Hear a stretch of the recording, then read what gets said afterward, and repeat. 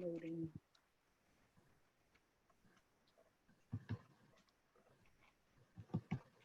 All right, we are live. And everyone, we want to welcome you to our Dare to Dream panel session.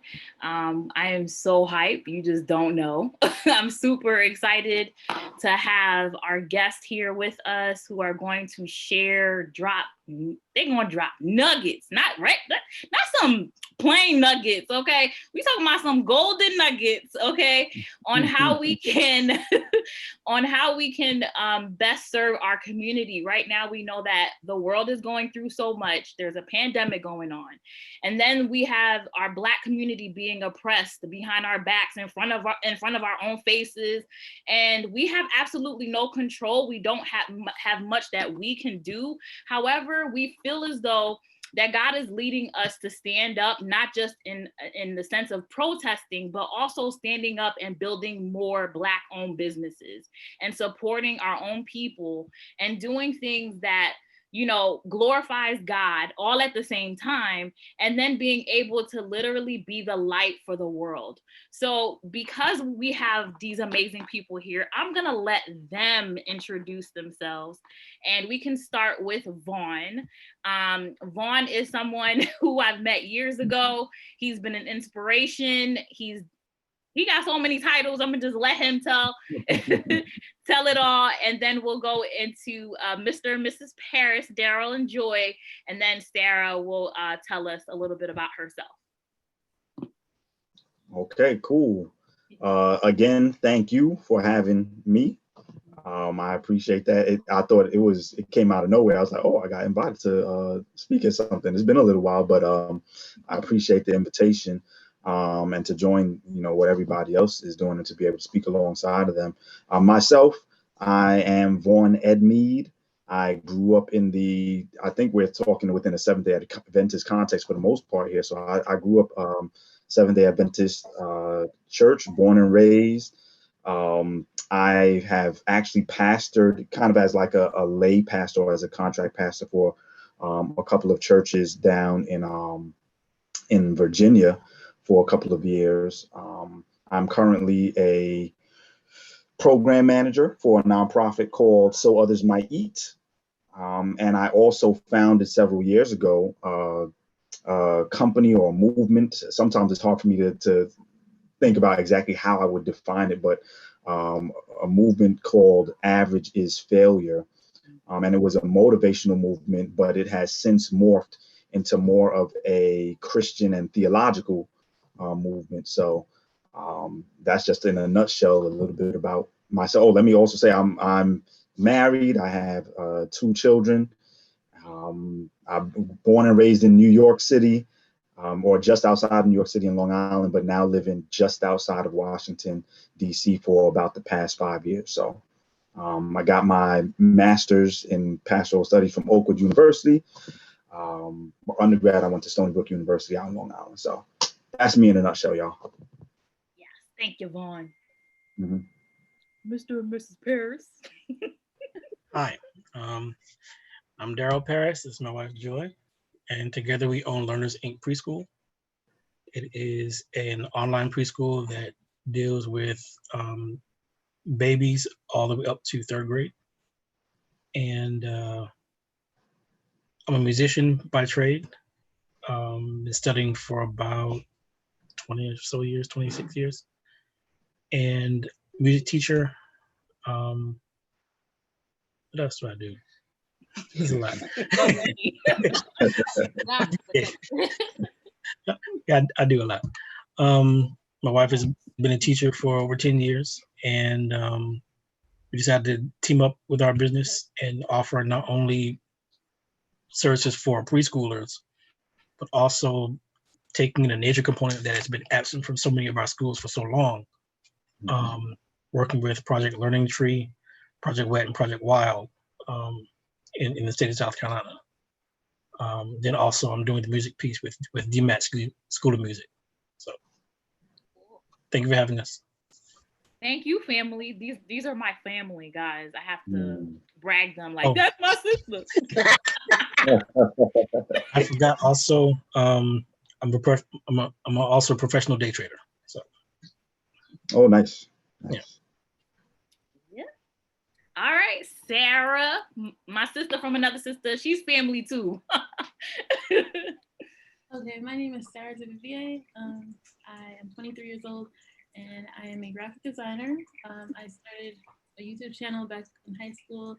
Currently, I don't prioritize it that much, but I did at the time that I did use it for monetary gain.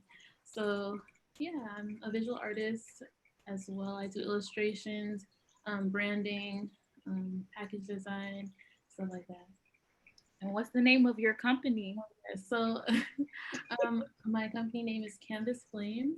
That's my ad on Instagram. And I also have a website, which is sarahduvivier.com. And that's where I have all my designs and things of that nature. Yeah. Mm-hmm. And we will have all of their contact information and how you can reach out to them in our description box. So you'll be able to reach out to them if necessary, if you would like to engage with them outside of this panel. But we wanted to ask you all a few questions in regard to daring to dream, because you guys didn't just get where you are overnight. And I think that's the misconception sometimes when people see you in the media or they just see you in business. They think that this happened overnight. It was easy. There was no blood, sweat, and tears involved. And that is not the case. Vaughn, you want to show them your shirt real quick just to let them know the cost of a dream? Blood, sweat, and tears, the cost of the dream. Blood, sweat, and tears. Yes. So our first question is, why should Black youth pursue their dreams, and how did you discover yours? Anybody can go first. All right, I'll jump in. State it one more time for me. Let me make sure I heard it correctly. No problem. Why should Black youth pursue their dreams, and then how did you find yours? There's a lot in that question. You have a lot of dreams. There's, I would say,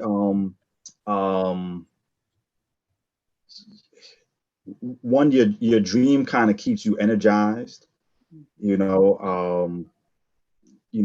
lot of times you also put the most effort in that thing that is your dream.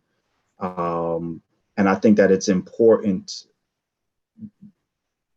for Black people specifically to pursue their dreams, because a lot of our dreams are tied to things that can help to uplift, I would say, the Black community, whether you're talking about, especially economically, let's say. A lot of people right now, a lot of people want to be entrepreneurs, and there are a lot of ways to become an entrepreneur. And so I think that it would behoove you to at least try, at least go out there, pursue it, even if you don't achieve the success in your mind that you think that you would have liked to. It's still healthy to get that practice in there to kind of test the waters, know what it's like to go after that thing. It's inspiring to others. It's uplifting to you. And I think it also will help you to refine what you really feel is worthwhile to go after. I think, and probably the others on the panel as well can attest to this, but sometimes you start off with something that you think is your dream, you begin pursuing it, and then you start realizing that you might have to fine tune that a little bit. And sometimes if you don't at least attempt to go out there and pursue it early, especially, if you pursue it earlier, you can kind of get it out the way a lot faster if it's the wrong thing, other than when you try to pursue it a little bit too late. And then sometimes you might feel like you're stuck with that thing because you don't have the time to keep on switching back and forth. So that's just a little bit a light touch of what I would say about that.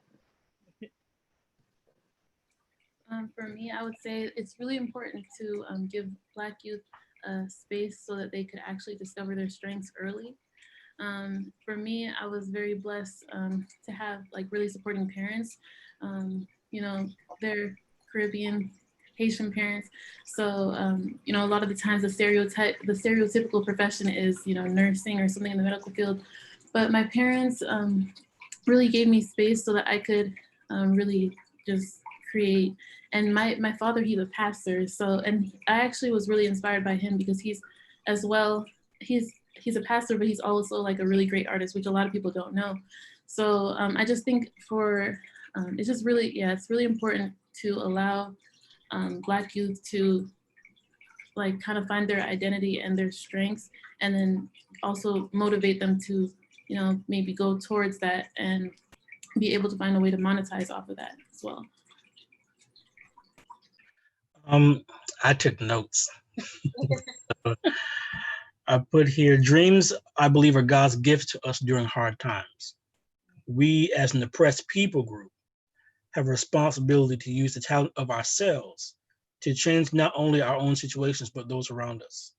Our lives and the way we live them need to be inspirational, impactful, uplifting, and empowering to those around us who hurt, suffer needlessly, and need support outside themselves. Just as God has provided for and cared for us, we, with our dreams are growing, should work to make opportunities for others. My dream personally started with an investment. My parents knew that I had an affinity for music. I was always reaching up and trying to play the piano before I could even walk. And my grandmother invested in me. She paid for my music license, and then later on, as I grew older, I found that even though I didn't think I was that good, people said I was. I started playing for church, and my gift literally made room for me, where I went from just playing to being paid to play, and then now I formed my business from that. So that's been my personal testimony on how that's been for me. You know. So I guess for me, also took some notes, but I think now more than ever before, Black youth should have or be pursuing their dreams or businesses. We actually were uber early for this meeting last month. I thought it was June. It was actually supposed to be July. But let me tell you how the Lord worked in that. We were online, and I was texting Missy, and I said, "Hey, where is everybody?" And it wasn't that day.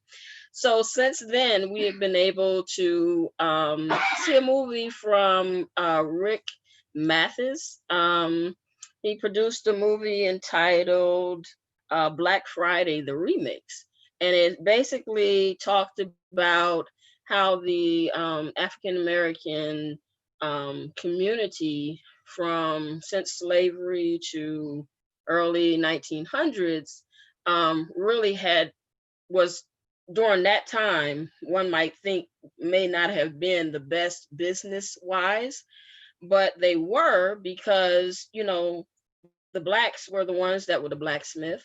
They were the ones who did the crops and all that kind of thing. And they were the go-to people.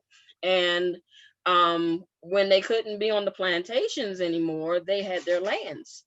They had their assets readily available. And we also was able to see, you know, the pandemic, you ain't got nothing else to do but watch a movie. But sorry, but that's the truth. But but the other one was with Whoopi Goldberg, and on the entitled The Associate. And it talked about how, you know, she was basically tied up in the job. She was working for, I think she was an investor or something of that investment firm. And of course, you know, us, we don't really do a whole lot of that. And so she was one of the only, if not, you know, in her field. But she was very good at the top, waiting for a promotion. I'm not going to tell you the whole thing, but she realized that, you know what, my paycheck does not match my value. And, you know, she's waiting on her promotion and it passes her by. And she's like, okay, I'm done with this.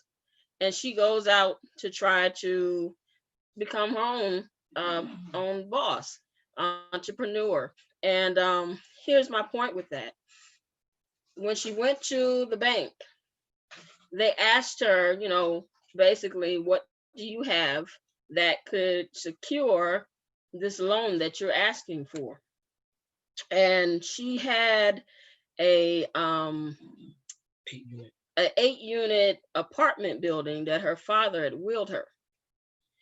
And she didn't, you know, lead with that, but she came back with it when it looked as though she wasn't going to get the loan. What I mean by that is that a lot of times in our communities, since those beginning times from slavery, after slavery, the early parts of the 1900s, a lot of us now, you know, we may live in an apartment, but we don't own it. And because we don't own it, we don't have the assets to get the financial stability, leg up, if you will, to help us pursue our dreams or our businesses. And, you know, the lady asked her, you know, are you willing to risk this? And her response was, well, my dad took a risk when he got this building, and I think he wouldn't mind if I took a risk to do something that to better myself. And so my thing to that is, you know, we're in a time where the old folks used to say, and excuse my term, I hope I can say it here, we don't have a pot to piss in. I'm sorry. We don't. We do not. And when we don't have that room that many like this may have, you know, or the freedom to be able to do it. When the stock market idea comes up or a conversation, we check out. We don't want to hear no more because that don't have nothing to do with us. Well, it does. And as of, I believe, this past week, a Black exchange has just been opened. Hello, it has a lot to do with us. We have over $1+ trillion African American buying power. It's time for us to wake up. That's just the buying power that's going someplace else, not in our community. And if somebody else can, as Tyler Perry put it in one of his movies, prey, P-R-E-Y, on our money, somebody needs to be waking up and looking at what we can do in our own community with our own finances. In addition to that, and I'll close it with this, is God desires for us to prosper and be in good health. It does not mean that because you work a 9-to-5 with somebody else that you can't prosper. But some of us don't even open the door of a dream that we may have because we don't trust him enough to do what he said that he would do for us if we would. Mm-hmm. Drop the mic and you so early. What I live with. Mm-hmm. My God. All right, so we're going to our next question. Yes. So since we're talking about youth and what the youth should do, what would you tell your 16-year-old selves if you had the chance to talk to yourselves? I would say that I would probably start like, okay, so the first job I got was when I was 16, and I would say that I should have started to save money and like maybe even invested at that point just to kind of be a little bit ahead. Also, probably I would have looked into more resources and just because I mean we live in an age of information and like resources are kind of like at our fingertips when it comes to like the internet. There's a lot of different things you could learn. YouTube is like basically school these days. There's so many online courses and things like that that you could look into. So I would probably say I would probably look into those early, because I kind of got into it more like in college. But yeah, looking into it early. Yeah, I would say if I'm talking to my 16-year-old self, I'm telling my 16-year-old self to simply make wise decisions. I'm telling my 16-year-old self to um, so growing up it's funny because Levitttown, you all may have heard about Levitttown a lot in the news and on social media the past couple of weeks, where William Levitt kind of designed or was able to develop a town based on not allowing Black individuals into that town. Um, I grew up in Uniondale, New York, which literally we would go to the movies in Levittown all the time. I rode my bike through Levittown all the time. It's not far from me at all. It's literally, if we were driving, I could reach Levittown in about 10 minutes. Okay. But I say that I bring that up because even though we lived right near Levittown, we were kind of oblivious as to how Levittown was developed or what have you. And I think that one of the things that I noticed in my school district is that we weren't really aware of what kind of opportunities were out there. And my school district was considered a good Black school, probably one of the strongest Black school districts that you're going to probably find in many places out in Uniondale, New York. However, even with us being one of the strongest Black school districts, in terms of having an understanding of what type of career opportunities were out there, having an understanding of entrepreneurship type opportunities as well, we really didn't get any of that kind of insight, and a lot of that didn't come until we had maybe gotten to college. Because even when we were in college, it's not like I felt when I went to Stony Brook University like I was really getting a lot of that information about what was out there. And that's the age where you really make a lot of the decisions that are going to determine the direction of your life. So if I was talking to my 16-year-old self, and I have a brother, my youngest brother is 16 years younger than me, so from early on, when he was maybe in junior high school and going into high school, we were telling him, like, listen, start considering what's out there from now.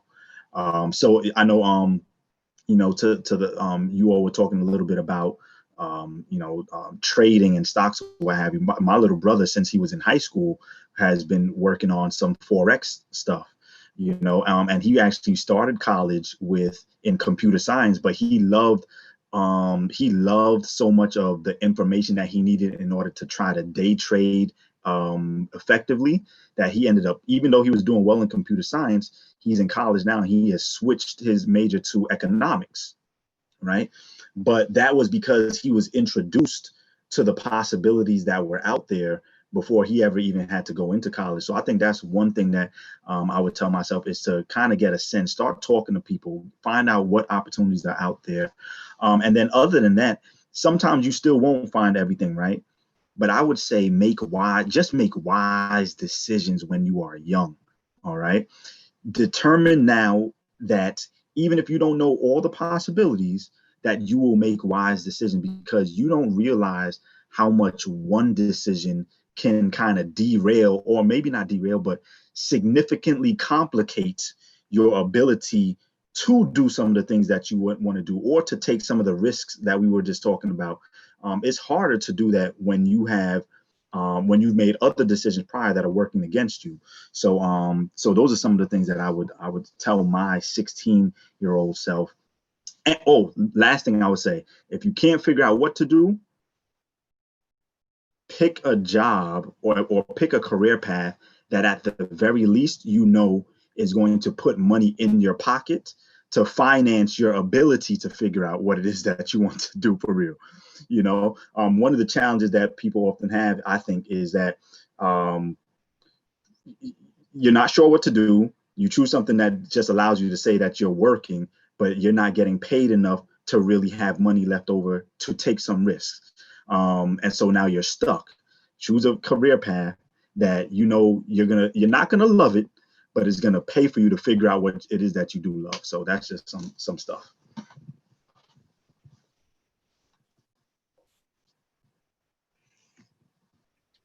I guess for me, I would say it's funny how you mentioned 16 because the whole idea of Learners Inc. preschool and all of that, it was actually a different name at the time. When I was 16, I actually wrote it all out. I wrote my business plan at 16. Wow. And when I read that, I was like, dude, how she know that? I ain't said nothing. But that was at the time that I wrote it out. And we have been going on as, you know, according to the state, if you will, since 2018. And when I called my uncle, I shared at 16 my plan. When I called him and told him, listen, I just got my certificate, you know, we're in business. He's like, praise the Lord. I remember when you wrote the plan. And I would say, your 16-year-old self, whatever dream that you have, finish it. There's a lot of things that I'm working on right now, even though I started it at 16, that I didn't finish. Had I finished it, I'd have been a whole lot farther along in my business. Wow. Finish what you start. I love that. I think I would tell my 16-year-old self, don't worry about other people. I spent, Don't listen, You going there? think about this. When you're 16, what are you, like a junior in high school, right?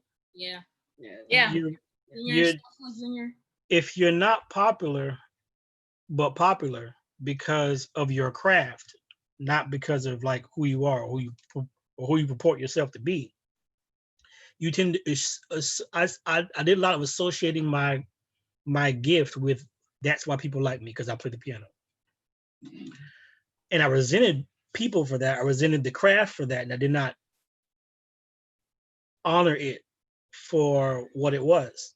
And I allowed my trying to distance myself from that to thwart what it could have been. I wanted to do music. I just see how I make money doing it. And I hadn't been, taught how to monetize it yet until later that year. A friend of mine takes me to a Baptist church and we start making money, but that was later, So for me, it was just that would be the big one. Don't worry about other people, because worrying about people liking you, having friends, but neglecting the self-development that needs to happen during those years, that is putting the cart before the horse. At the end of the day, when you're in high school, and even before then, you only have but one job, and that's to develop who you are.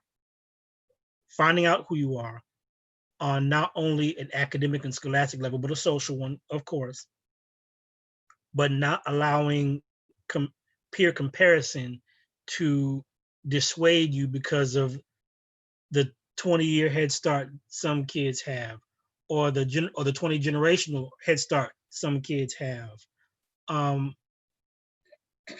or even the 2-year head start that some kids have because of life, because of who their family is, because of who they are in the conference. If you went to one of our schools, don't worry about what you don't have. Worry about getting what you need.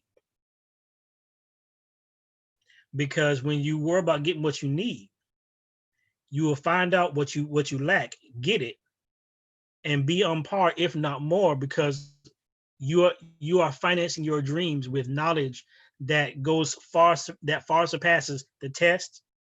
It far surpasses the exam. It takes you past what do I need to get out of where I'm at now to what am I learning that's going to help me later. That's the kicker. If we don't teach our kids, if we don't learn early how to forward think, then we've set ourselves back 10, 15 years, 10, 15 generations. See, generational wealth isn't about the money. generational wealth is about is about the knowledge that gets you the money, but that helps you to keep the money, grow it, secure land, assets, resources, keep it in the family, make it generational, make it perpetual. But you can't do that if you don't know how to. You got to learn the system. You're not willing to work. You got to be willing to work. Get your hands dirty. You got to be willing to work. Make this match. You got to be willing to work. Seriously. I mean, think about it. If those that had farms back in the day was willing, as we got older, to pick up a rake, to multitask just a little bit. Yeah, you can be a writer, you can be a doctor, you can be whatever. You can hire a manager to oversee your property if you're making enough. But a lot of us don't want to get our hands dirty. We don't want to fulfill or continue the dream that somebody else had that put food on the table to feed you. You know, so you can keep going, because I mean, look at the pandemic. Everybody ain't gonna stay in that job you think it's so secure. Let's think about the ones of us that first went to college. They went to college with a few cents in their pocket. Why? Because their parents did a little more work, put a little more aside. You ate side hustles. You ate more beans and rice than you did steak and gravy. So they can sell that beef, put some aside for your college education, and the little bit that they had, they sent you. And you went on and made something of yourself outside the farm. And they kept you there and said, listen, don't come back. Okay?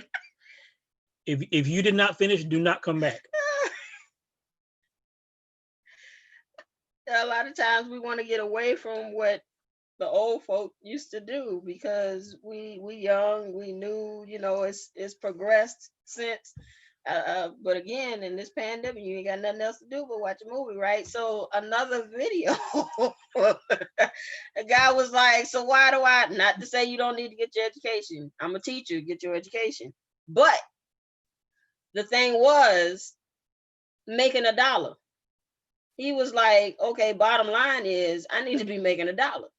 So he had car washes and so forth that legally was able to produce finances. Find something, whatever your hand finds you to do it with all your might. Find something to do that can help you make $1. Wow. I mean, y'all just gonna keep dropping mics this whole thing? Like, I'm just saying. I mean, when you think about it, if all you're doing is meeting a need, you don't need a college education to do that. All you need to do is look around you. What needs to be done? That's facts. And who don't want to do it? How many of these people really don't want to do it? Mm-hmm. Think about all these people that live in apartment complexes. If you see an apartment complex, know there's gonna be a car wash nearby. Why? They don't let you wash your car in the complex unless you're one of them bougie complexes that have a car wash in the complex. But if you don't, and not paying thousands a month for just that car wash, yeah, you're gonna need a car wash. And if you don't feel like doing it, laundromats. Yeah, I know. Growing up in Philly, there were mainly this, you know, I didn't really see Black-owned laundromats. And then it's maybe a good 6-7 years ago, I saw a Black guy launch a booming laundromat in my neighborhood, and to the point where he has multiple laundromats in the city now, and he's doing so well. And I'm like, you know, and I think we were saying that, Stephanie and I, when we did a previous panel session here on the channel, we were talking about our Haitian community and how our country, Haiti, is struggling right now because of the simple fact that people the mindset is so limited that, like Sarah was saying, you can only be a doctor, a lawyer, an engineer to get respect. And the agriculture area is legitimately, you don't see nobody wanting that. Nobody wants to be a farmer. And mind you, Haiti's survival is dependent on its natural resources. And so if nobody's willing to do the agriculture work that's necessary to allow the country to thrive, you know what I'm saying? Then what are we going to eat? And it's not just about you and your family, it's about the rest of the country. Like, think about it on a wider scale. So when you think about dreams, it's not even about you. Like, it's so much bigger than you. And what, when you guys were talking, what blew my mind is that you were literally continuing a conversation that Stephanie and I had earlier, or yesterday, I believe. We were talking about how Jesus at 12 years old, 12 years old, had tunnel vision. So we talking about a 16-year-old.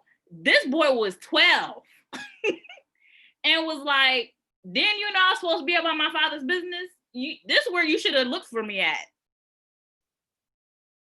Like, you wasn't supposed to look in the playground. You wasn't supposed to look at in the teacher's office. You wasn't supposed to look for me in the lawyer's department. You were supposed to look in my father's house, because that's what I'm about.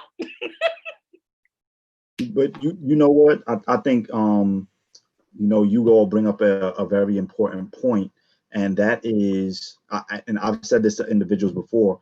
When you think about entrepreneurship, and when you especially think about Black, and sorry if I know we might be off the trajectory of your list of questions that you had. That's all right. That's all right. We'll finagle it. Don't worry.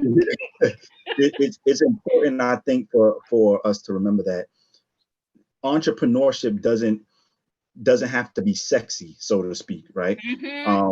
One of the challenges I think that that people are having today who want to be entrepreneurs is that we are only thinking about entrepreneurship in a very visible way, in a way that looks or sounds. The best way I can put it is sexy. I hope that's not an inappropriate term for who is the content that we're speaking in. But I think there's something to be said for the entrepreneur who somewhat goes a bit unseen, so if you do have an internet school, some of the individuals behind that, you may never even know who they are. And it's not something that necessarily, you're going to be able to flash amazing images of on screens or what have you. But there are people who have schools who are doing some big and major things, and you have no idea who they are. Or if you want to own a laundromat, most people aren't out here saying that my dream is to own a laundromat. You see what I'm saying? However, there are a lot of people who have laundromat empires who are doing, like you said, very well for themselves. So entrepreneurship is the way that I put it often is look at any machine that you're using inside of your home, right, is made up of nuts and bolts, plastics, or what have you. There's a company out there who's creating these things, right? So that then the companies who build computers or build this washing machine or what have you, they now have the pieces that they need. It's not sexy, you know what I'm saying? To manufacture a nut or a bolt, but it's very necessary. It's something that's in high demand based on the technology that we have around us today, and it allows those people to have a large piece of the pie that's out there. So I thought that was important, an important point that was being made.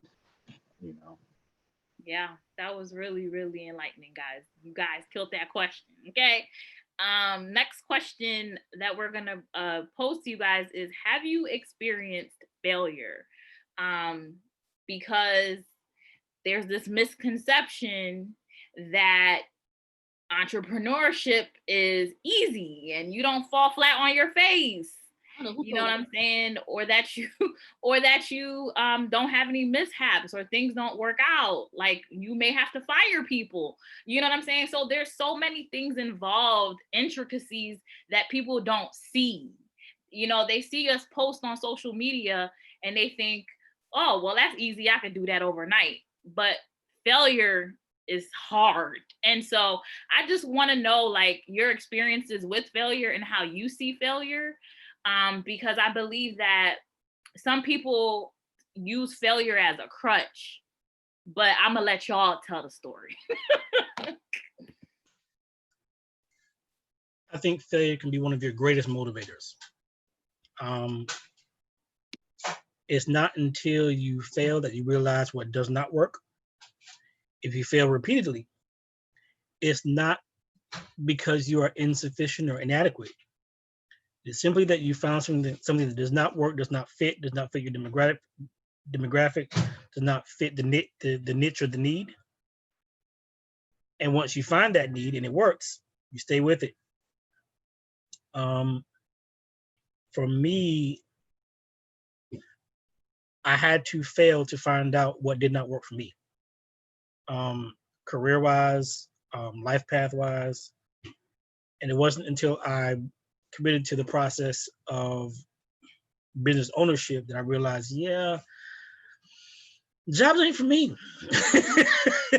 Like, I don't mind having a boss. I have one still, but even in that, I am making preparations to leave that because I lose money being there. I do. It would be more advantageous for me to leave when I'm ready. So failure also teaches you your exit strategy. Not every job is forever. In this time in which we live, we are learning that the hard way because we've put so many of our generation has put their eggs into one basket, and they thought, oh, since I have a career, I'm set, I'm good. But what happens when your career is no longer needed? What happens when your job is the one that's non-essential? You know, what happens when do I choose my career or do I choose my health? You know, I mean, there doesn't have to be an in-between for you.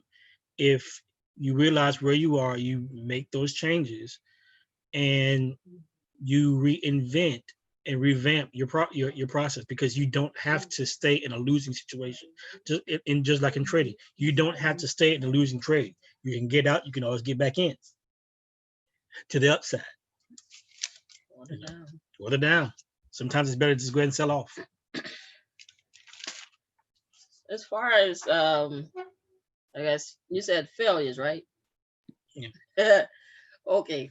So I alluded before that the business that I currently have was supposed to be another name. Okay.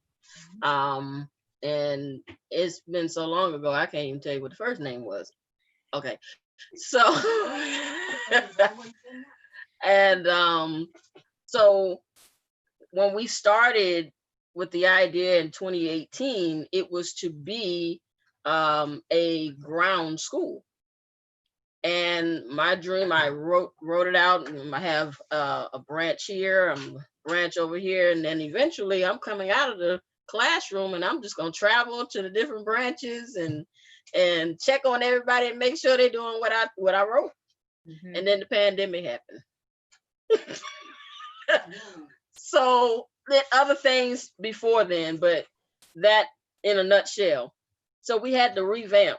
In other words, some people may say, well, you know, you had a certificate, you're in business. That's not a failure. Well, the first business plan failed. I still have the copy. I still have where one group or the board voted for the acceptance of the room usage and all of that. And I have the phone call that I've never erased that says, I'm sorry, we're not going to do it. Yeah. So sometimes it's not always that something didn't go all the way through. Sometimes just the plan that you originally wrote just didn't go well. Yeah. You know, and it doesn't mean that it was wrong. It doesn't mean that it wasn't God blessed. But in this particular case, say if everything went through, we'd have been stuck with a rent for a building that we can't be in. If not a mortgage. If not a mortgage, we would have been stuck in wherever we would have built or said we were going to be, couldn't go anyplace else. But now, the Lord just rerouted. I could be anywhere. Literally, my husband, what was it, last year or so, had a wedding in Florida. And I packed up my little, I'm a teacher. I got these little tote bags everywhere. And I packed my tote bag. Okay. I have an extra one of these in my bag. That didn't come down, but I put an extra one in my bag from the Dollar Tree, and about $1. And I put text on the wall in the hotel. And I had class and my lights. I can go anywhere. I can be on vacation and still make money. God bless America. And that interweb. And the first failure. God bless the first failure. Hey, I don't have to miss nothing. Hey, something go down, hey, COVID-19 going on. Hey, I can be home. You need some water? Here it is. I go back to work. Over here, I tease my family every now and then. Man, I work also contracting overseas in China, teaching children English. And I have to get up real early, 4, 12, 1, whatever, because the time difference. Man, I had to walk all the way to the dining room, my office, to get to work. And all you see is this.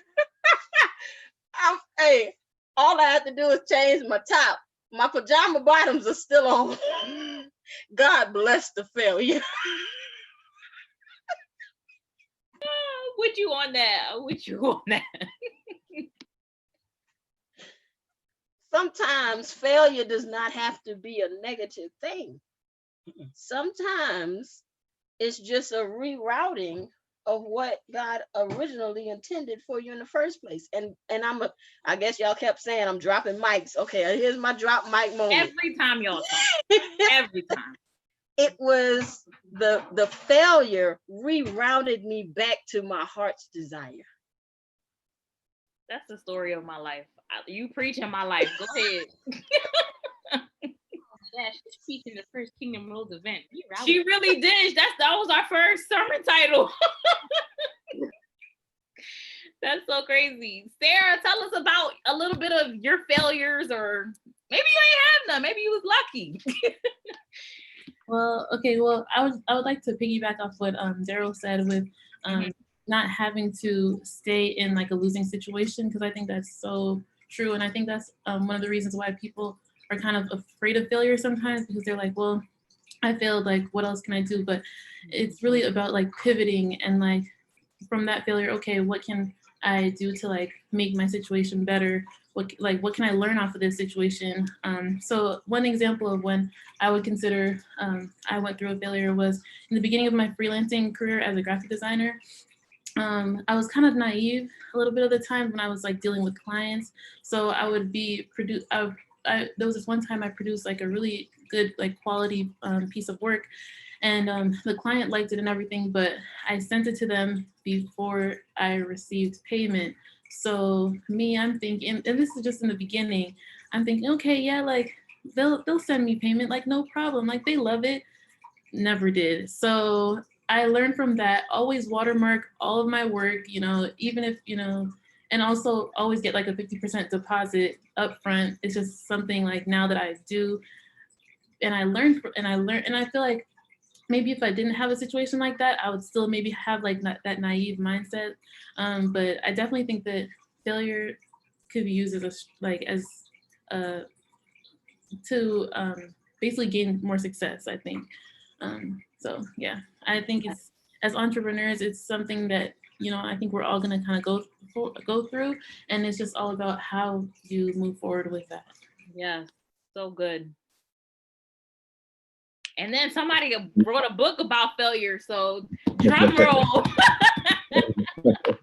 Yeah, Yeah, for me, so as I said before, I wrote a book and named my company Average is Failure. And sometimes people have asked about, people love the phrase, but then sometimes people are asking like, well, what does that really mean? Because some people have taken it to mean that if you choose to kind of live a normal life, that you're then being considered a failure. And what I've explained to them is that no, when we're talking about average, we're talking about average really based on you as an individual. And so what the statement is referring to is that the only the only thing that I really consider a failure, true failure, is for you to not give your best in whatever it is that you do. Somebody talked about the verse prior to, whatsoever your hands find to do, do with all your might. And the reason why it's funny though, because God still, like everybody else, used the failure to kind of, and to use Sarah's word, to pivot me into where I am now. I was in a prior marriage to the one that I'm in now, and that marriage fell apart. So that was a failure. I had been in law school, got kicked out of law school. That was a failure. I was working at the time and ended up getting not fired, but technically laid off from that job, and that was a failure. And I looked at my circumstances, and because this happened all within the span of maybe like 1 or 2 years. And I looked at my circumstances, and I was like, yo, what's the unifying theme? Because I'd really looked back, and I was like, I didn't feel like I had done anything egregiously wrong to find myself in the situation that I was in.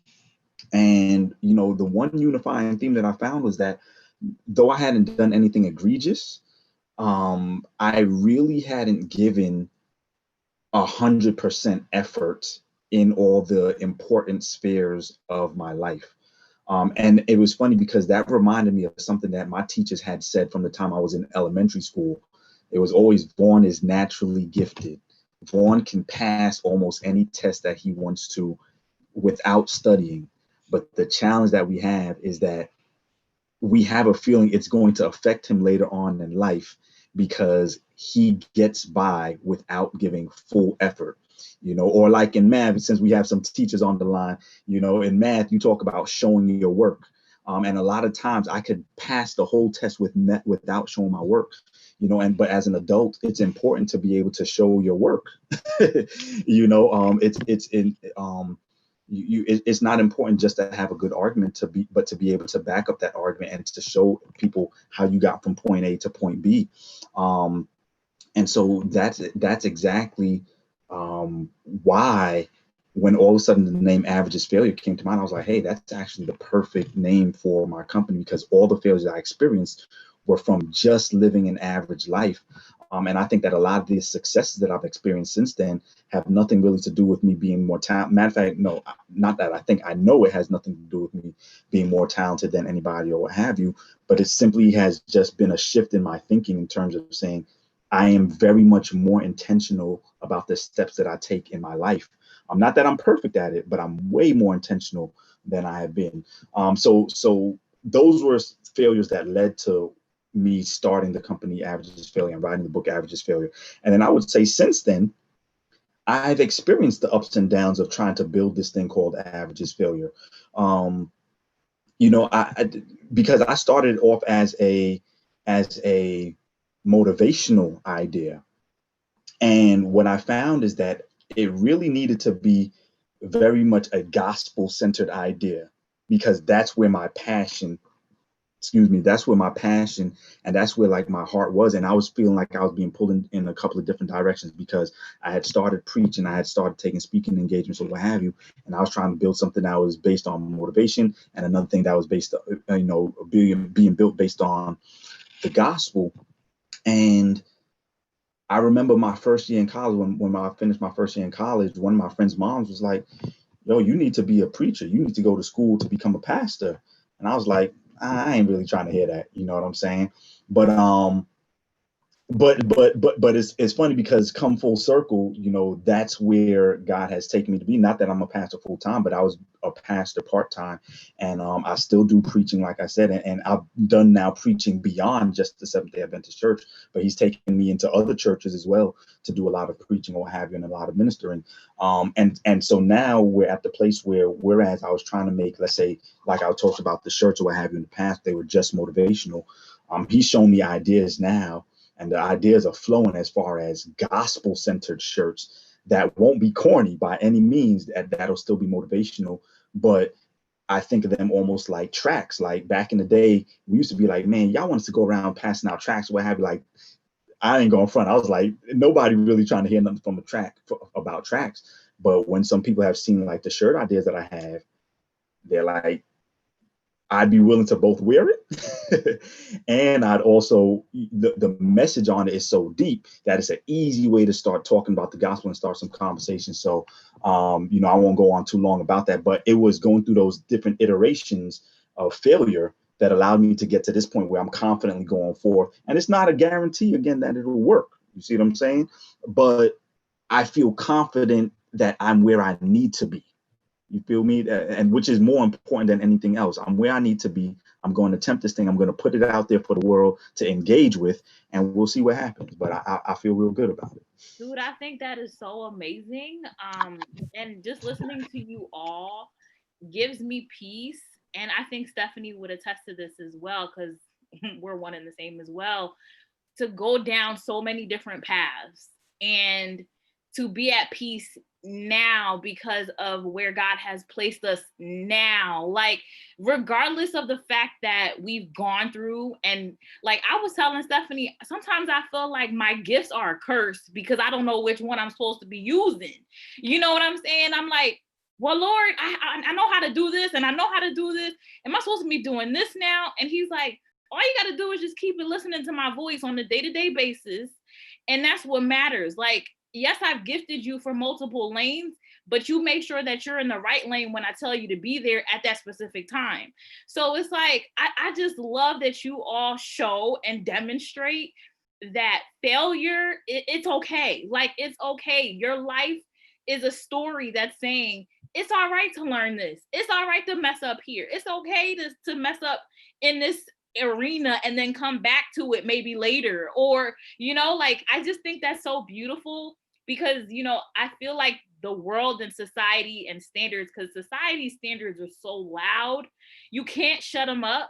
And they'll literally make you feel like Daryl was saying earlier, like that comparison will, because you saw someone else do, maybe they were in the doctoral lane for the past 20 years and they've never strayed. And then you start questioning where you are because you're going like this, you know? So it's like, don't look at somebody in their lane. Stay in your lane, mind your business, and keep pushing.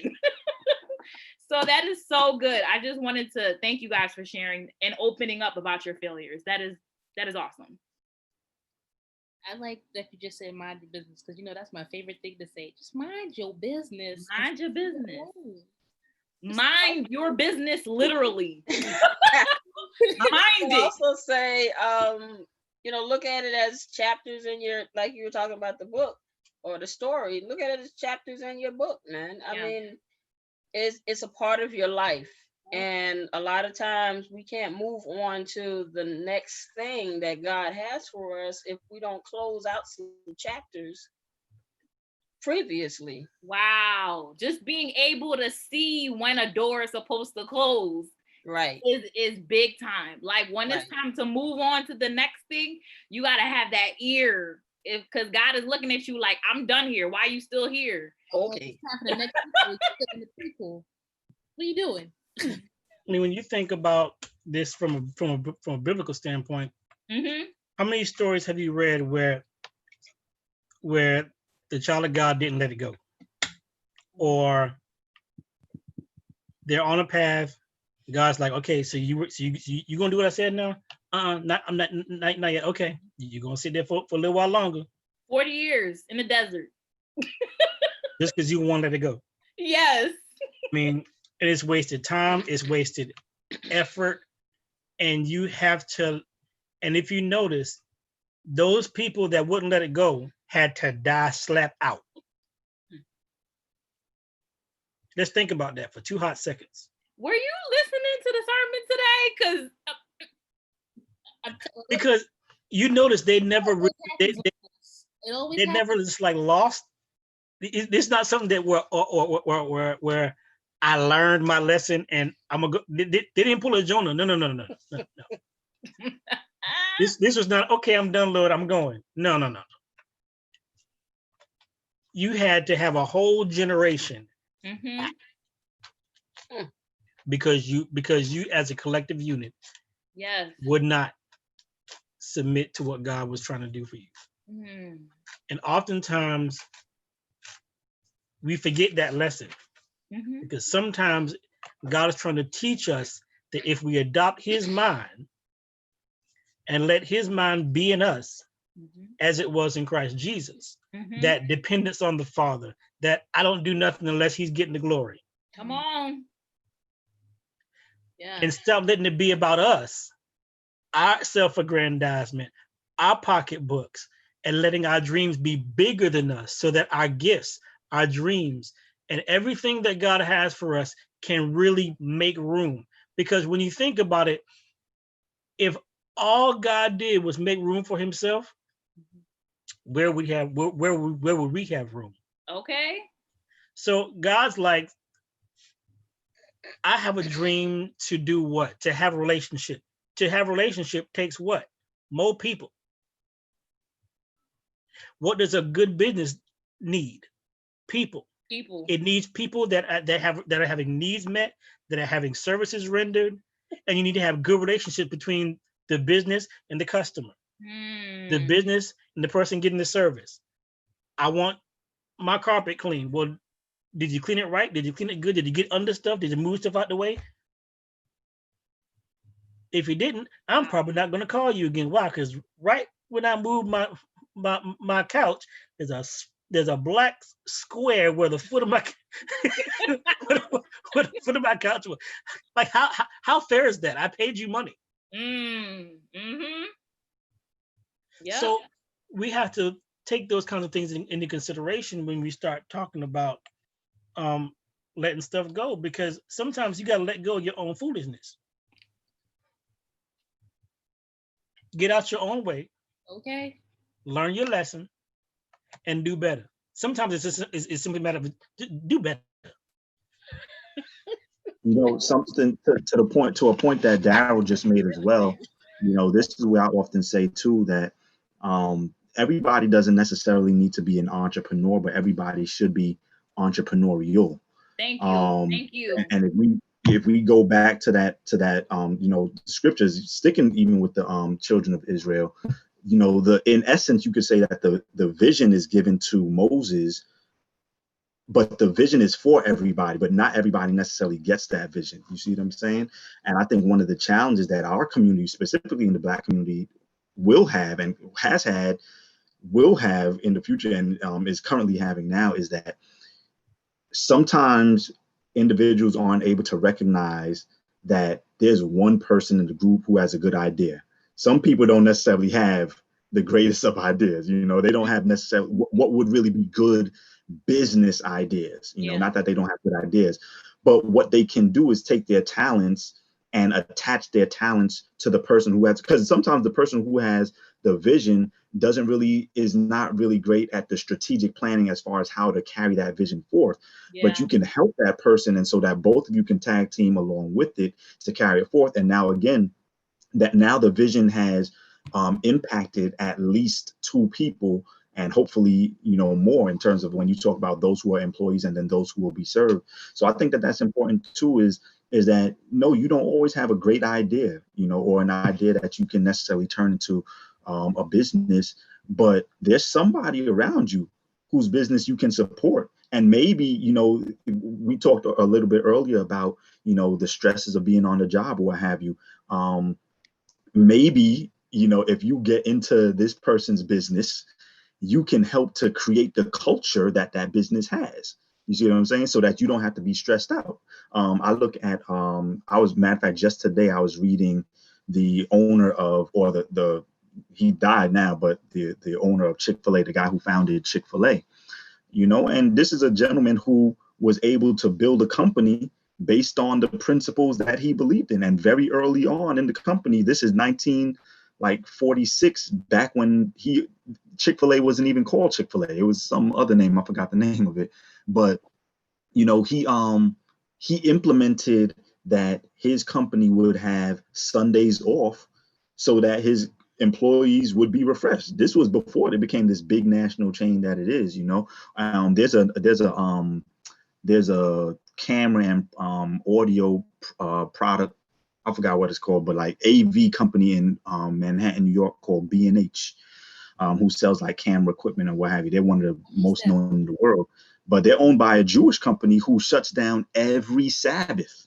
All right, you know, so there are companies out there who are hiring a bunch of people based on the vision of one person, but everybody else gets to benefit from that vision. You know, and that even ties into what the vision that God had for Israel in general. The vision or the promise was given to Israel, but the vision and the promise was for the whole world. You see what I'm saying? So yeah, definitely, man. I just want to just bring that out a little bit because I thought that was an important point to touch on. Preach, Vaughn. Wow.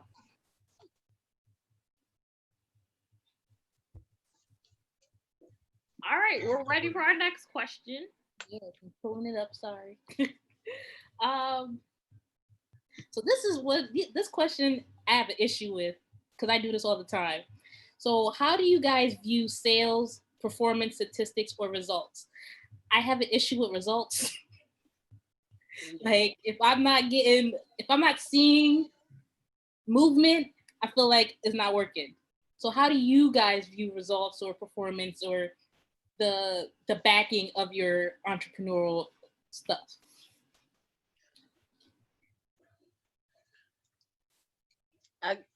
Okay, I'll go. So, I was trying to wait. So I read a devotional, I forget the name and who it was by, but it basically was saying be impatient with the process and be patient with the results. And here's what that means. As the entrepreneur, as the one that's leading out, you don't have somebody that's on the clock waiting for you to get there going, did you clock in? It's you.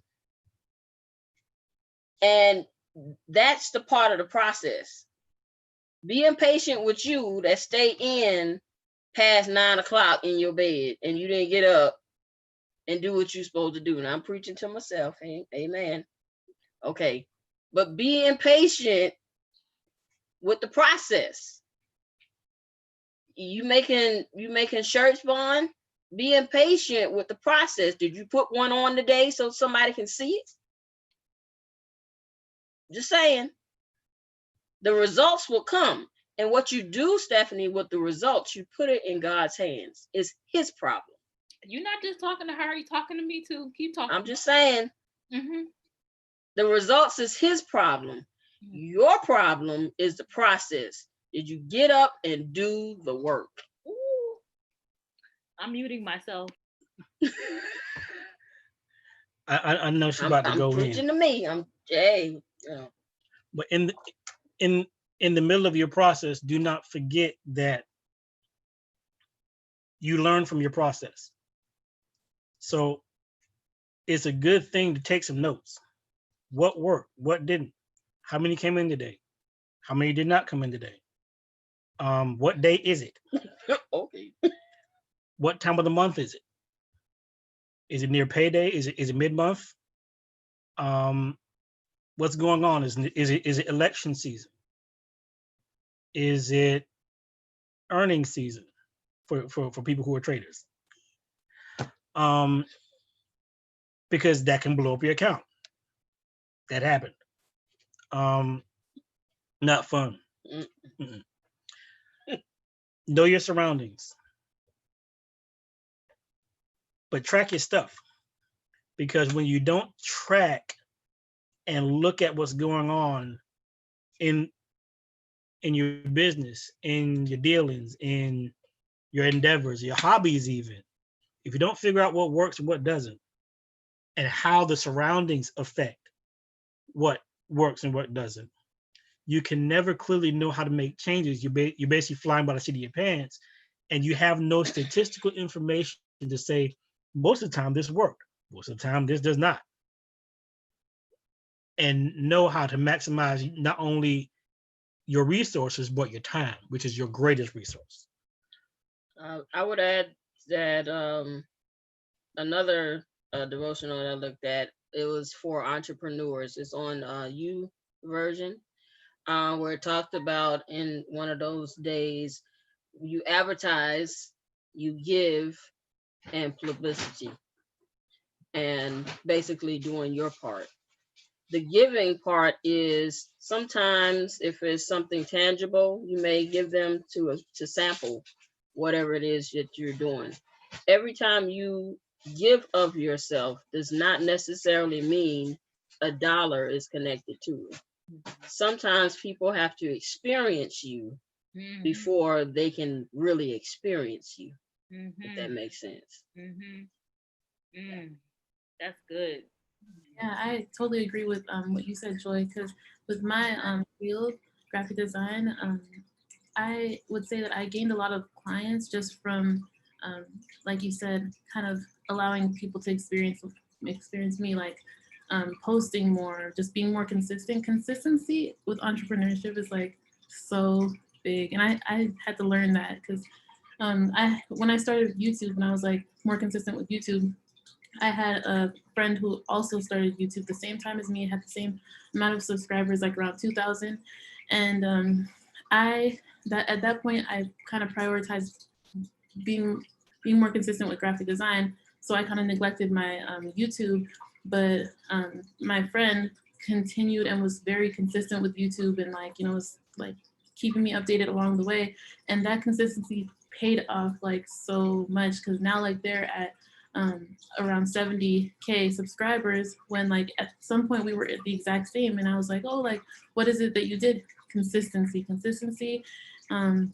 is definitely a big key with that. And also for entrepreneurs, it's like really important to stay organized, and like just being able to visually see like the analytics of like, your sales or whatever. It's really important.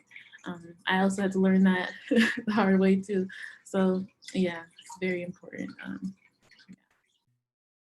Good stuff. You said something that that made me realize that if it depends on what area you're gonna work in, that you should obsess over statistics. So from experience, I've learned when you're in ministry, you have no business thinking about statistics. And when you're and then when you're entrepreneurial or Christian business or whatever, as far as being in the commerce area, you should check statistics and things of that nature. And the reason why I say not in the Christian realm is because you're not doing it for numbers. Like, you're doing it out of obedience. And when you do it out of obedience, God will bless the rest. You know what I'm saying? So it's like, you have to have the right motives. And I think, and I'm just being transparent, I think at some point I got caught up in numbers, and I started feeling like this ain't working. Like, I was like, God, I'm ready to throw in the towel. And he was like, did they tell you to do it, or did I tell you to do it? And I was like, okay. And so I had to realize that's when I stopped. You can ask Stephanie, when we first started having meetings for Kingdom Roads, we would talk about numbers. And then towards maybe like a year in, we were done. We stopped looking at statistics. We stopped looking at numbers, because in ministry, you cannot think about how many people you were impacting. It's all about, did you reach the one that I told you to reach? And it's only about the one. And I honestly want to take that into the commerce area when I do start that. But I feel as though I think it's what you guys said about the analytics. You won't know how well you've done in a year. You won't know if you need to change something. So it's important to be able to look through. So I agree with you guys in that, and you just taught me something. So Well, Well, even with that oh, one though, it's like sometimes all you need is that one client.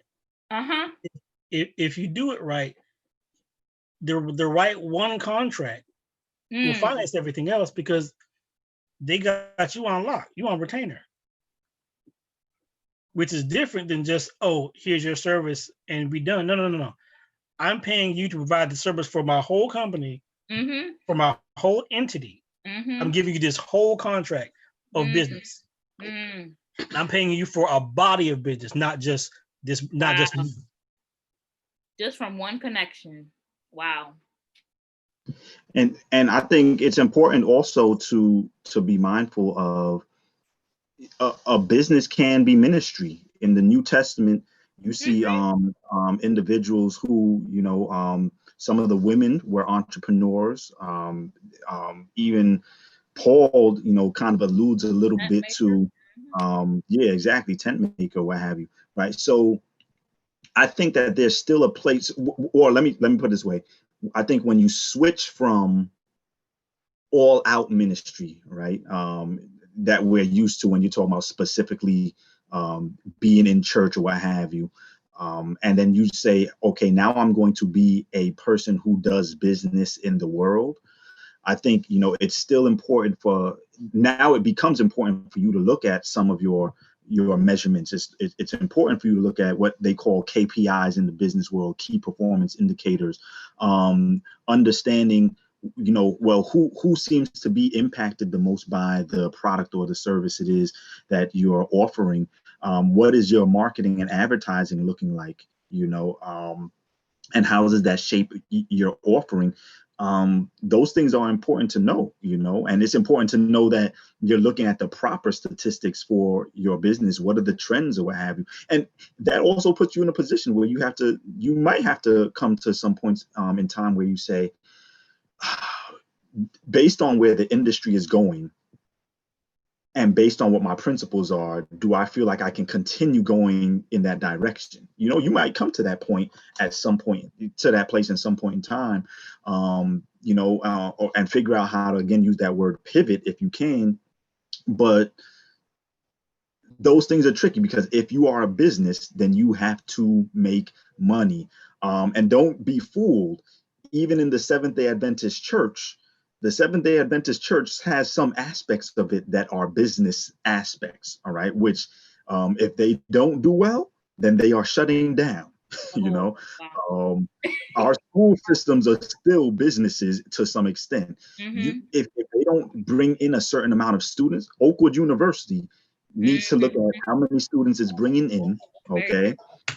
And also, because it's an HBCU, most likely it's going to appeal to certain types of students throughout the United States, right? So definitely, the gospel has a place for entrepreneurship and to do business well, but at the same time, I still think, to your point that you were trying to make, is that there still should be something about our business that's a little bit different in terms of how we approach business, the grace that's found within our business, the reason why we're in business, how we treat people through our businesses, what we do, even how we look at profit, right?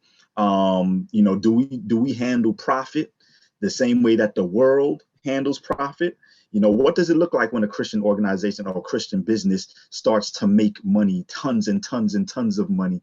How do they then handle that wealth? What does it look like?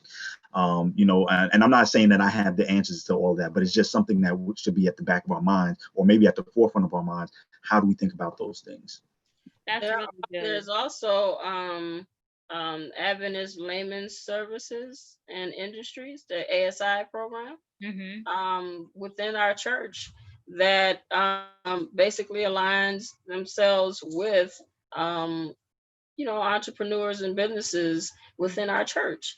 And that is a great way to remind us, because sometimes you can get bogged down in business and forget who brought you to the dream in the first place. Mhm. That helps to keep you aligned with why you started in the first place. Yeah. for And sure. they, just to make a note, they have a free online conference starting the 29th through the 1st with ASI, if you're interested. All right. Well, thank you, ma'am. And we're gonna go on to the next question, which is this has to do with something that I'm a scaredy cat. Okay. So I'm always afraid, like I'm always scared to take a leap like of faith. And I'm not ashamed to say that. And for you to pursue your dreams and for you to be where you are right now, you've had to have been scared at some point. So tell us a little bit about, because you got to be bold and brave to embrace this type of lifestyle. So where did you get that from and how did you survive through your fear? Because you're taking risk every day.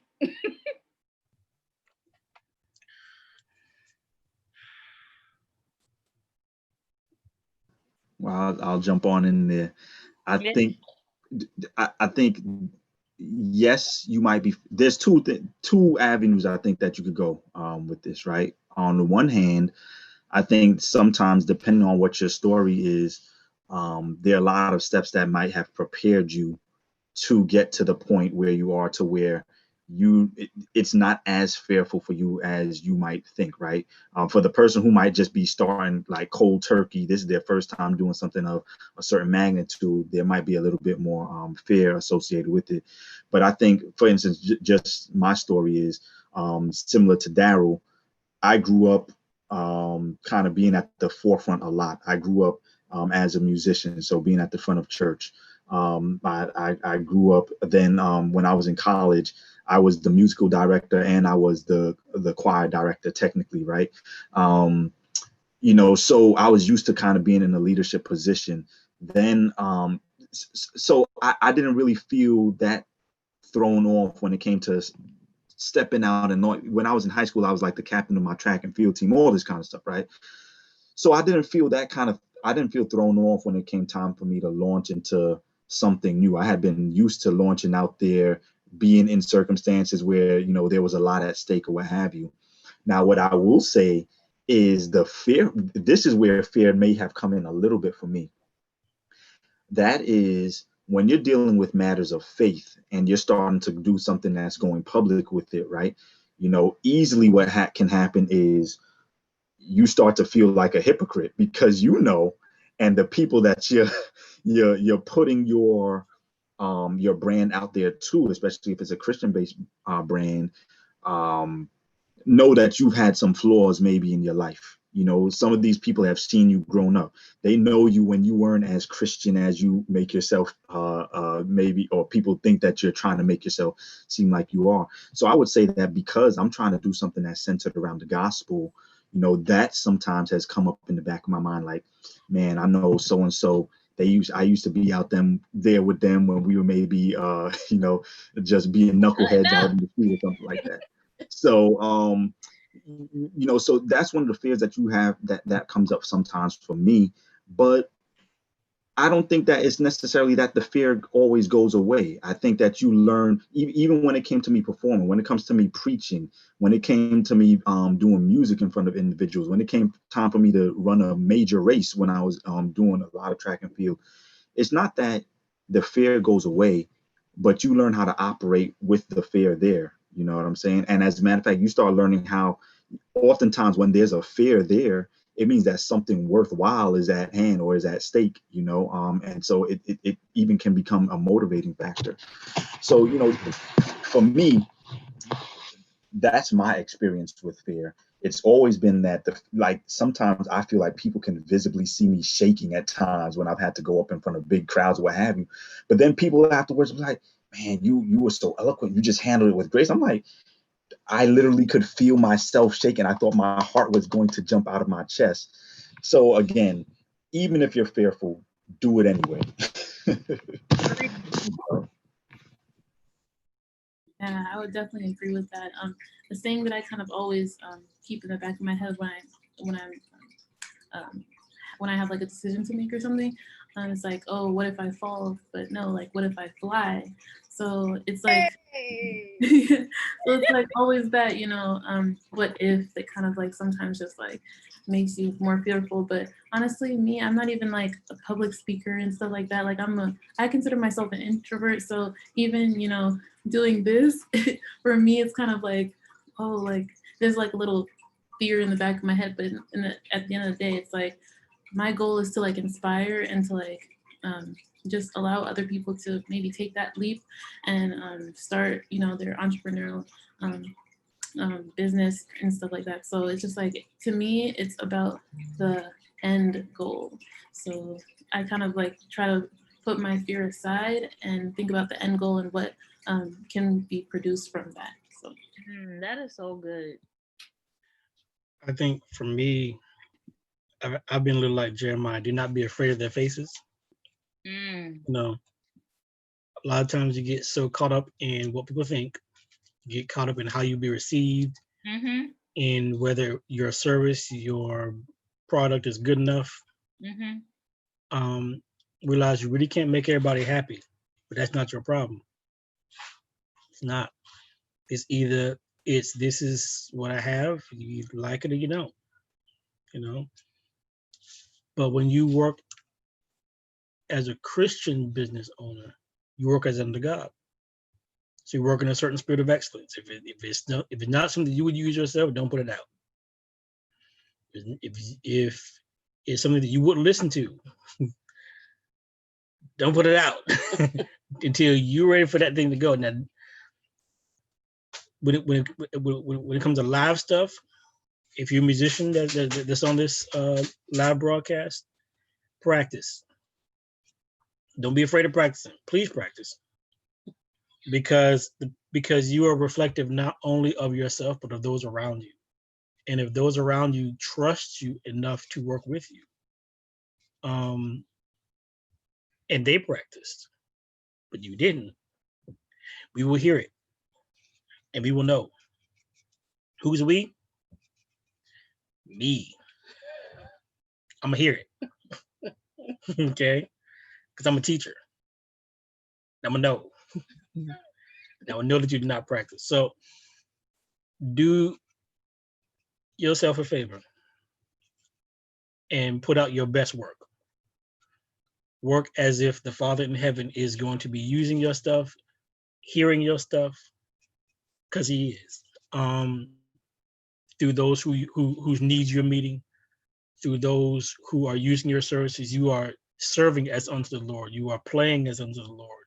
You are ministering as unto the Lord. And he's who you are ministering to when you serve not only those who are subscribing and paying you, but even those who you are doing philanthropic work for, those who you are rendering service for, who can't pay you, who are less fortunate, who are just on bad times but need still. And don't be scared to not take a check. That's a big one, because oftentimes it's when people see how you treat those who can't pay you, that will drive people to you. Because hey, these are upstanding folk who would not worry about the check. But if you have a need, you can go there and get something to eat. You can go there and get something to wear. Why? Because I was once almost homeless. Because at one point I didn't have no food. So therefore, I'm gonna go and do what I would want someone to do for me if in that same situation. A lot of the principles of the Bible are, if we wrap our businesses around them and let those principles be our core, we have very little to fear. Because then when they reject you, they're only rejecting the Father who's working through you. So don't make yourself responsible for things that ain't your problem. Stop fearing for people's respect when they don't, when all they are doing is speaking against something that is to their own benefit. If it really is a need, you know. To live out a dream, one must be obedient. Oh, preach it. To live out a dream, one must cultivate relationships. To live out a dream, one must, as Daryl mentioned, practice. And he talked about in the under the idea of, you know, musicianship. But what I mean by practice, that is, if you are a businessman or businesswoman, when you go out, and I'm again preaching to myself, you got to look business. You understand what I'm saying? Practice what you preach. You know, practice your line. Who are you? Practice that. Get in the mirror. I am a businesswoman. I am a successful edupreneur. I am. Practice what you preach. So when somebody asks you in the grocery store line, 6 feet apart, oh, come on, somebody. You can respond who you are. And not in this order, but to live out a dream, one must pray. One must pray. Prayer is the answer to every problem in life. It puts us in tune with the Father who knows how to adjust everything perfectly. So often we do not pray because from our standpoint, the outlook is hopeless. You gotta pray.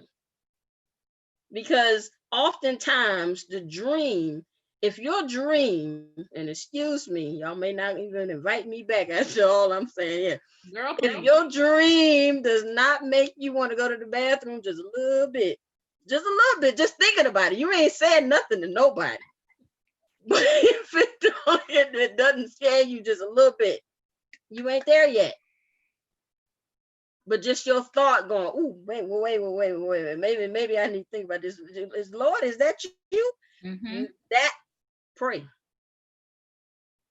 Because he already sees your results. Mm-hmm. He already knows what you're worth.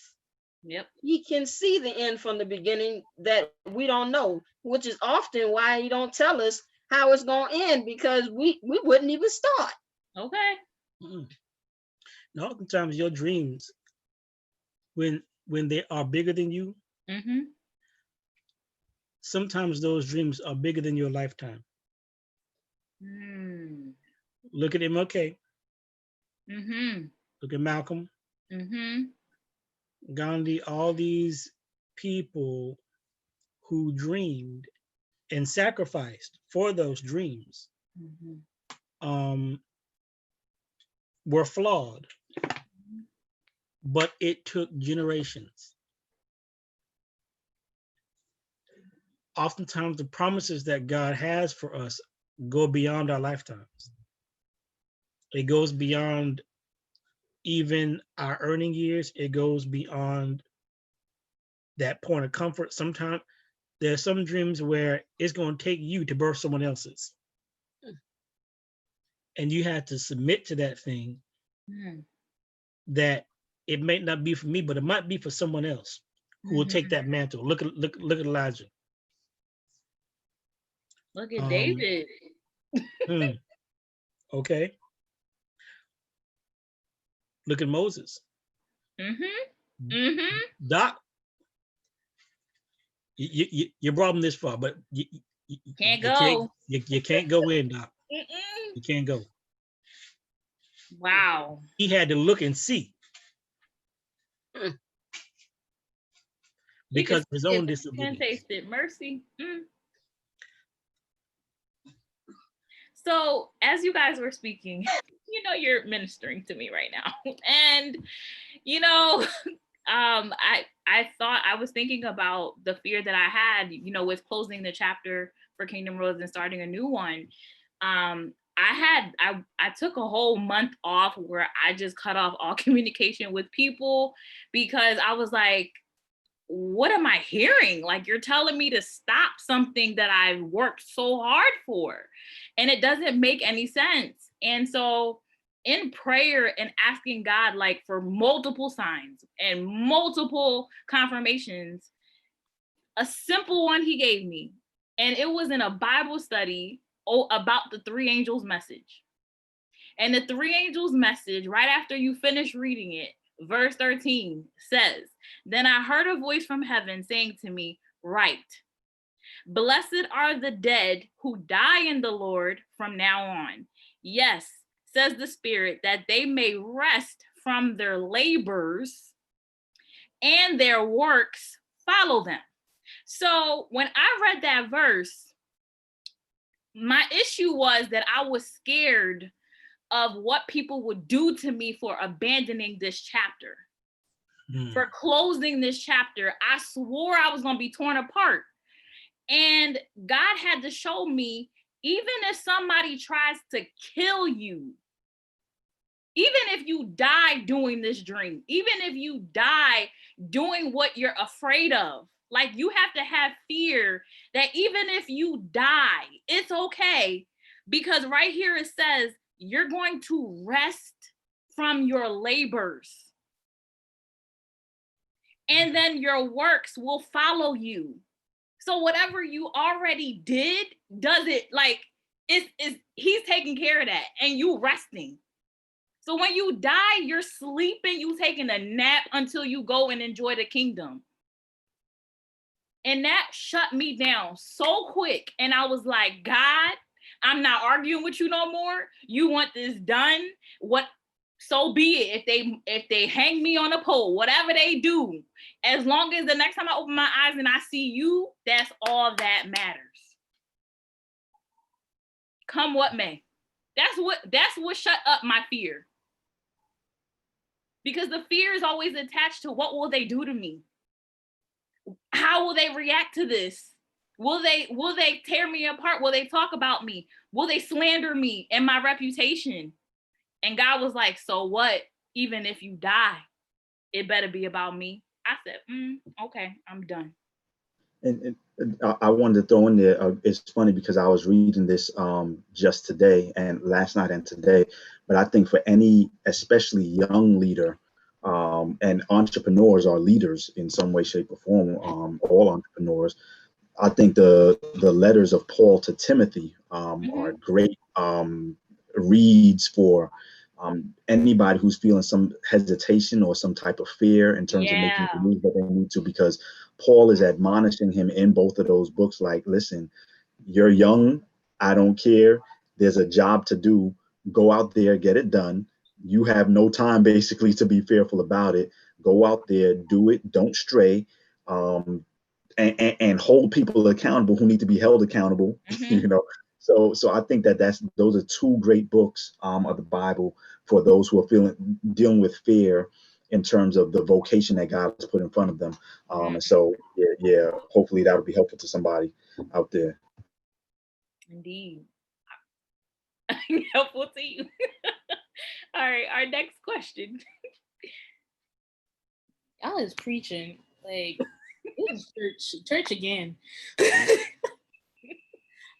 the next question is, have you found work-life balance in your dream? Or have you not found it in your dream?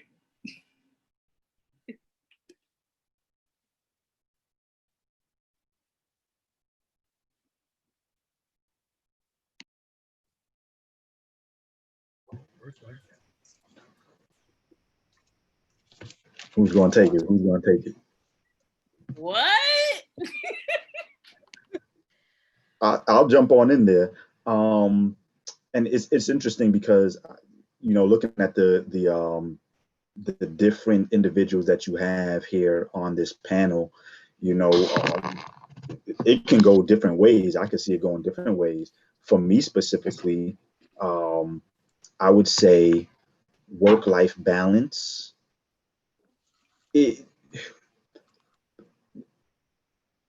Trying to balance it all. Put it this way: sometimes as an entrepreneur, you can go a lot faster if you do things earlier in your life when you don't have as many obligations around you, right?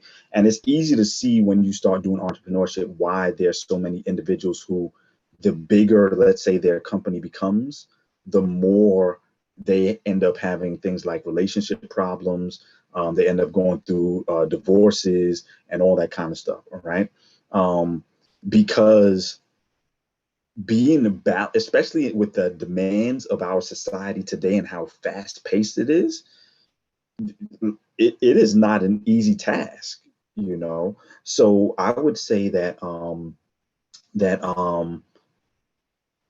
for me to remain balanced, I have had to be willing to allow my entrepreneurship to grow slowly, the past several years. Otherwise, because I can eat, especially the way that my mind works and my natural interests, I could literally do deep dives on my Averages Failure brand for probably weeks at a time and be perfectly fine, holed up in a room by myself, just mulling over what directions and visions I think that I have for it, right?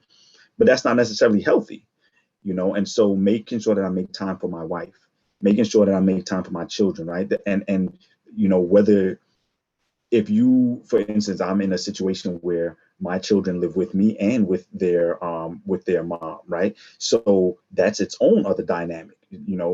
There's space and time where I might have a little bit more freedom, and then all of a sudden there's a space and time where I don't have the same exact kind of freedom. I'm making sure that I'm still, like I said, having date nights and stuff like that with my wife. Then you still got my 9 to 5, and before we officially started the video, I was telling you all about some of the challenges, even at the job that I work at, which has had forced me to have to sometimes go up to my job at like midnight, because ultimately the responsibility of certain things in that building fall underneath, my jurisdiction. So all of those things kind of, and we haven't even talked about healthy living yet. We haven't talked about the ability to exercise. We haven't talked about cooking or what have you. There was a point in time where, listen, y'all. so it work-life balance, I will admit, has been a difficult thing for me. But I also think that it's been healthy for me to not be able to grow the business as fast to an extent, because it's forced me to really deal with what are those things that are most important. And it doesn't mean that the business isn't important, but we have to be careful not to think that the business. God isn't bringing the business to heaven one day. You know what I'm saying? But what the people that I do hope that will be impacted, he is worried about bringing to heaven one day. They will have eternal life. My business won't, even though the United States will sometimes make you think that businesses will have eternal life. So I have to be very careful to make sure that my wife is fulfilled, that my children are getting what they need or what have you, because those are who God is going to be concerned with more than the business. And he might ask me about my business too. What did you do with that business? Did you use it responsibly? But primarily before that, if I can't even do right by my children and by my wife, how can I even be expected to do right by a business? So yeah, man, I'll be the first to admit that I'm still a work in progress in terms of balancing it all. I would never say that I have it perfectly balanced, but I work towards it, and I try to be mindful of it every day.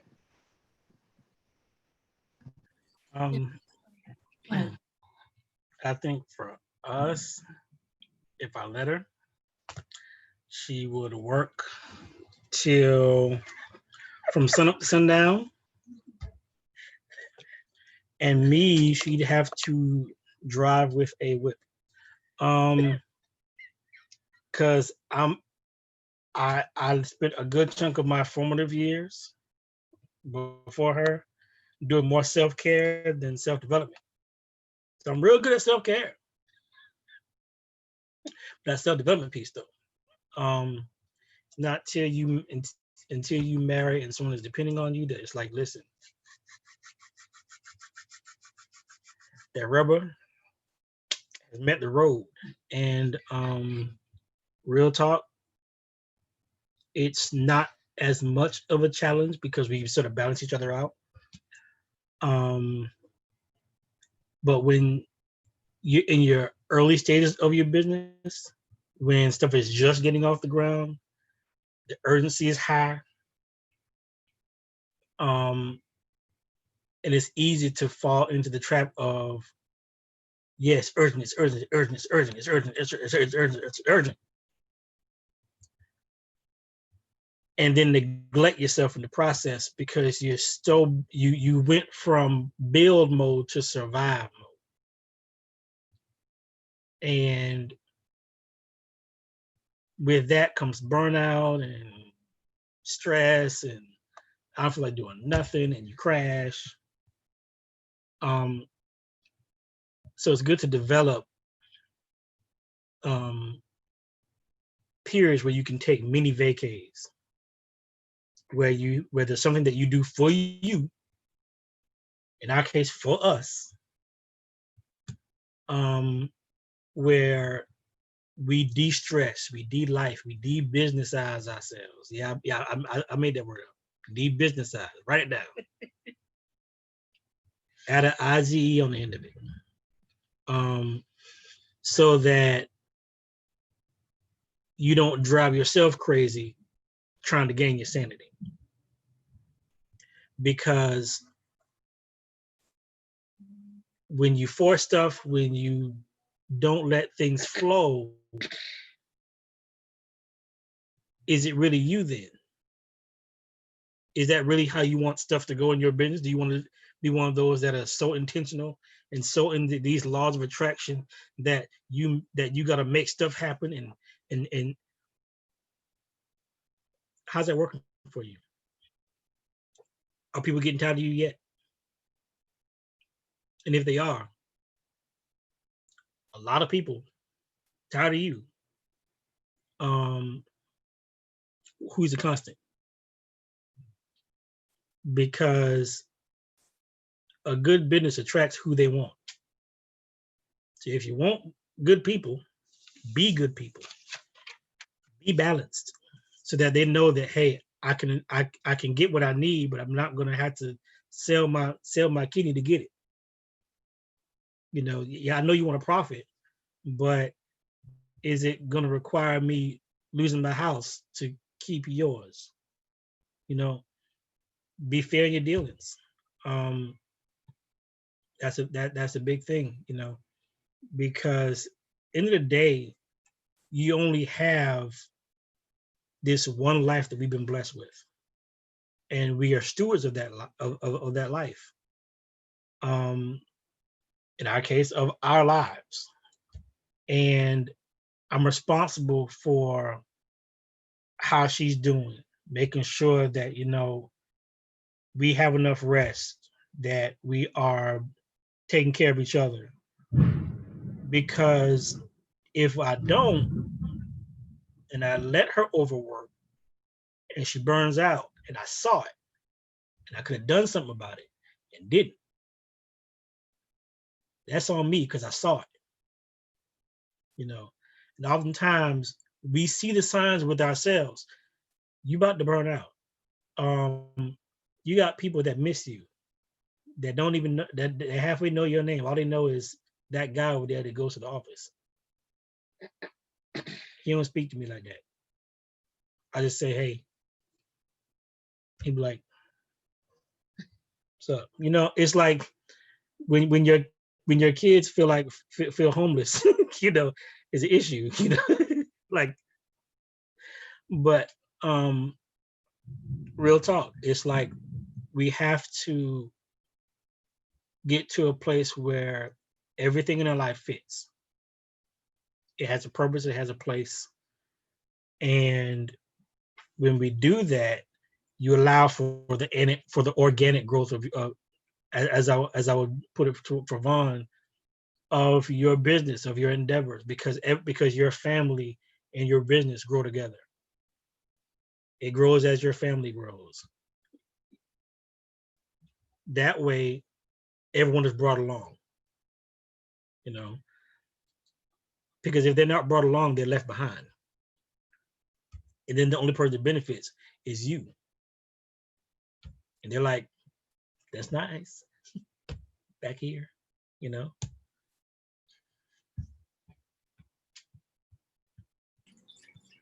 I feel like I have to redeem myself just a little bit based off of Go ahead. Go ahead. Okay, so what had happened was it's a choice to have balance. It can be, depending on what your environment is like, it can be a struggle. Mm-hmm. You know, as an entrepreneur, each day, until you hire somebody to do whatever it is that you need to have done, each day you're the CEO, in my case, CEO, founder, or whatever. That's who I am. But I'm also the accountant. I'm also the teacher. and so much more, depending on what happened that day. You know, if it's tax season, if it's you know, I'm the marketing person, you know, that day. Depending on whatever it is, but I have to prioritize those things. I have this thing with Daryl. Sometimes I'll say I need some Daryl time, and what that means is I need some meaningful time with just you and I, as you may have heard earlier, I'm still working on this part. But I try to carve out some time for my husband. I try to carve out some time for my mom, but I don't always make it. You know what I'm saying? Sometimes it may be, okay, let's sit down and watch a Hallmark movie. My mother likes Hallmark movies. So let's watch a movie, or we'll go shopping. I'm not one to go shopping, especially when the clients are not as many as I want to have. So it's like, why am I in the store? I don't need to. But my mom loves to shop. So I need to make that time to go and be present, even if I don't and give. You understand what I'm saying? Of my money, but just to be there and to have that time, because that's part of the reason why I became an entrepreneur in the first place, is so that I can have that time with my family. Mm-hmm. You know, when we do have children, I can be home and still say, okay, what you doing today? You know, and still go back to work.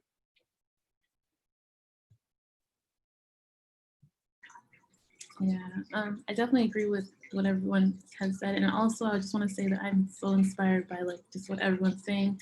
For me, in my 23 years of living, and I just realized that, yeah, definitely finding balance is like, you have to be intentional to do so.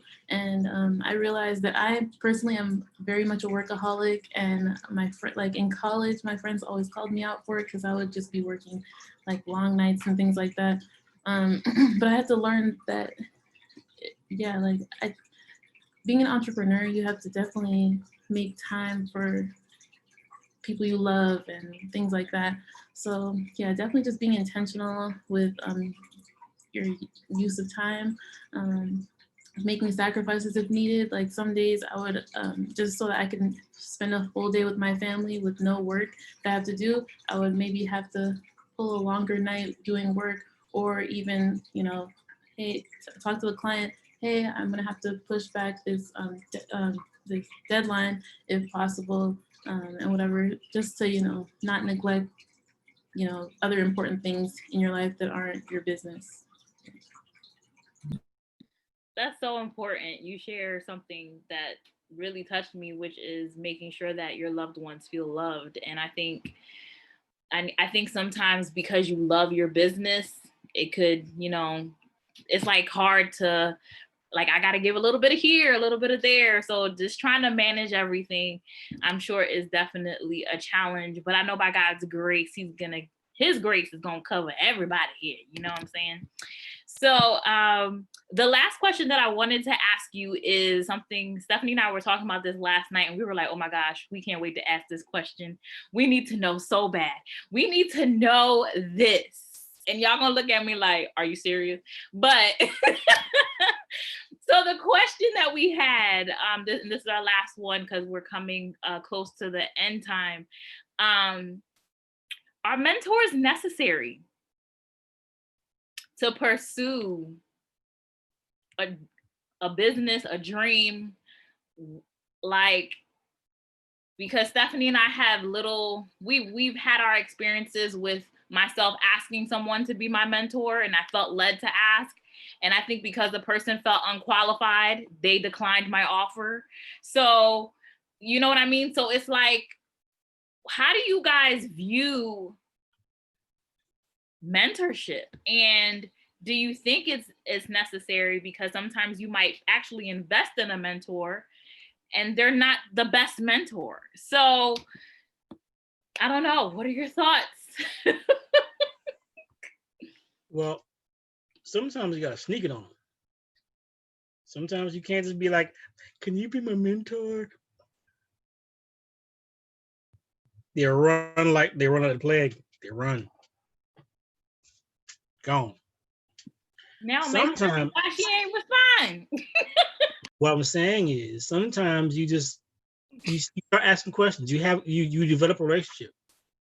You start off with, I admire what you're doing. I have my own thing, and I'm learning some things from you, even though you may not feel like it's the best. Hey, I learned. I'm taking notes. Sometimes a simple "I'm taking notes, Doc" helps, because people need that encouragement that, one, they're doing the right thing, because not everyone is aware that they're being watched. Not everyone likes the knowledge that they're being watched, but they do like encouragement. So if you're even if you're searching for a mentor, big up the next guy, because you could even learn from your peers. They don't have to be someone who's been in the game long. They can just be someone who's been in the game strong. That way, through your network, you start, and as you network, get to know people, form those relationships, make sure they know your name and your business name. You put yourself in position to start to do your own sleuthing and figuring out, what do I need in a mentor? What do I look for? What am I lacking that someone else has that I can observe? Because all mentorship really is observation. That's all you're doing. You're looking. And if you see something you like, as my mother-in-law would say, you put it in your computer for safekeeping. Because what happens is, when people know that they're being watched, they tend to act differently. They tend to put their best foot forward. You want to catch them when the guard is down. Who are they really? Because it's who you are behind closed doors that really is the determining factor for who you are in someone's face.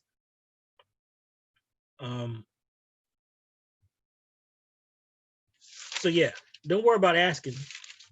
Just form relationships, and as you form those relationships, those people who are farther ahead than you may be, who may be doing similar things that you're doing.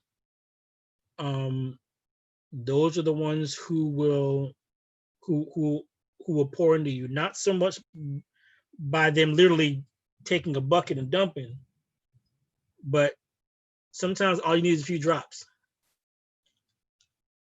A few drops of sugar go a long way. Me personally, I was blessed to have mentors early on that were doing what I was wanting to do, who taught me a lot as far as how to operate in my gift. One prominent mentor,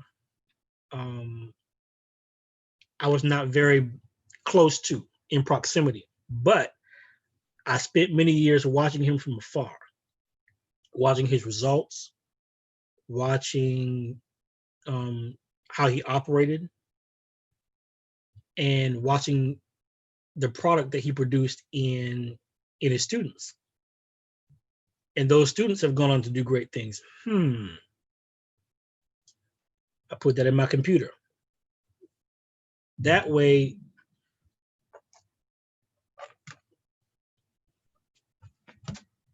all I needed to do from there is implement those things that I was learning from afar, those things that I was learning from close, into my own practice. So it's a two-way thing. Some people don't want to be watched. Some people are like, I'll take you under my wing. But you have to know what kind of relationship those things are.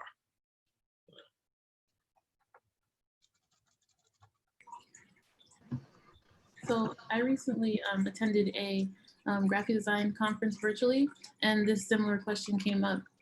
And so what I learned from it is a lot of times we see mentors as like, okay, like you're my mentor, and I'm your mentee, and it's like very like official type of, energy. But what I learned is like mentorship doesn't have to be like a long-term thing. Even it could be like you're my mentor. Like, how do I want to say this? Like, it's like mentorship. Like, you can gain maybe mentorship from a 3-hour conversation. Like, wow, like I feel inspired. I feel like I got certain skills and resources from you. So it's like, yeah, that person certainly was able to mentor me in a way. So I think mentorship is important, but I don't think that it should be like a huge priority. Like, okay, like I need to get a mentor, and like that's like key for me to be an entrepreneur. You know what I mean? Because everyone has a different journey. Everyone has a different path that they're taking, and yeah. But networking is definitely like a help for sure with entrepreneurship, and just gaining like different skills and ways of doing things and stuff like that. But, yeah. Yeah, and I'll just add to that. I think at the end of the day, mentorship is simply about learning, and there are tons of ways that you can learn. And so getting books from various individuals and just reading, the books that are out there, I think is a good way to kind of get some mentorship from a distance, as what Daryl was saying. And then I also think that you need to know what type of mentorship you need in what season. For me, I had a mentor at one point who helped me a lot with just kind of like character development and motivation, right? Which took me to one level. But then when it came now to actual business strategy, I really needed to reach out to somebody else, because that person wasn't really able to give me the tactical information that I knew about the blind spots that were coming up in business. They were just able to kind of keep me motivated and be the type of person who could do good business. But now I needed other type of information that was going to help me to implement structures and processes in businesses, understand the numbers of business properly. So I think that's another thing as well. Not just looking at a mentor, but who are the various mentors for various types of scenarios that I can look at.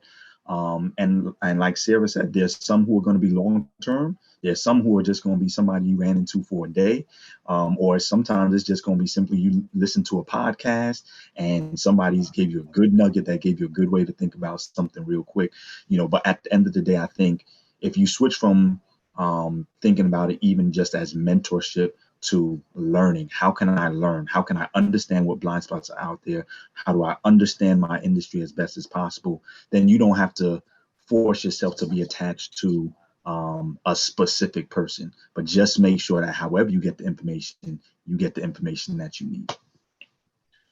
I think that yes and no. I think number 9 and 13 here kind of they connect, if you will.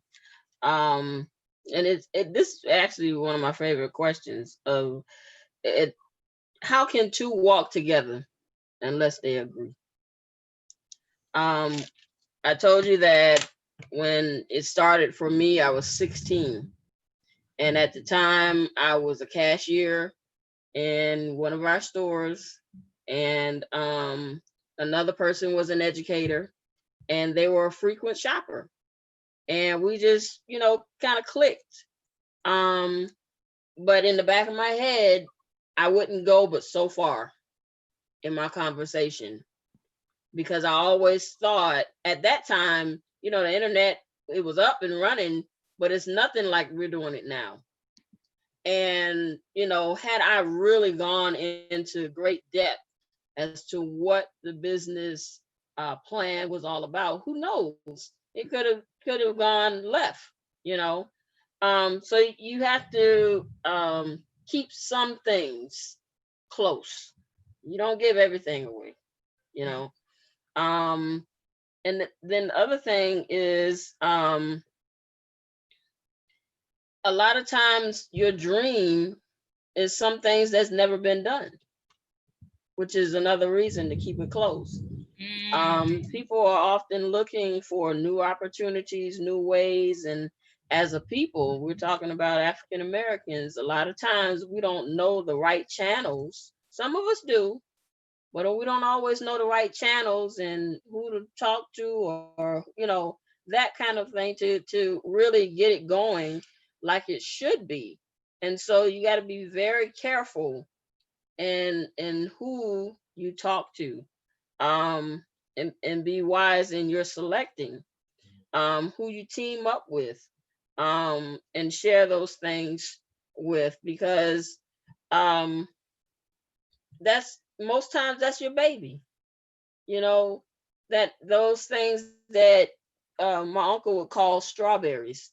You get up thinking about it and you go to sleep thinking about it. You don't tell everybody that. But there are some people that you can kind of talk through. I used my god brother. He's an entrepreneur. He's a graphic designer. Last year he celebrated 20 years. And when he first started, my uncle, I call him, he's one of those, you had multiple jobs, and everything, working for the government, doing this. I mean, they were big jobs. I ain't talking about that little stuff where you get a dollar here and a little dollar there. He was big time in whatever he did, but it was more than one of them. And they were all paying him big time. And so his idea was not entrepreneurship. It was like, bro, go get a job. So, even with your own parents, sometimes you kind of got to keep it close, because their idea is, so who gonna pay that bill that's coming?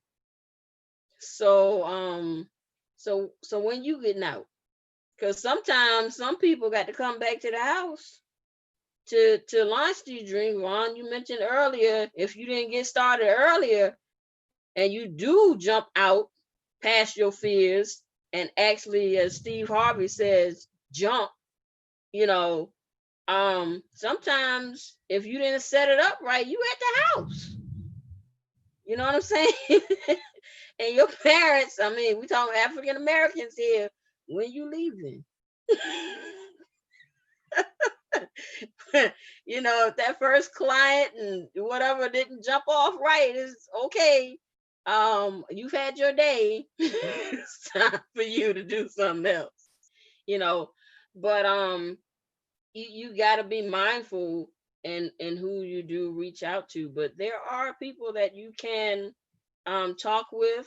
I would say realign yourself with people that are like-minded. It doesn't always have to be an official mentor.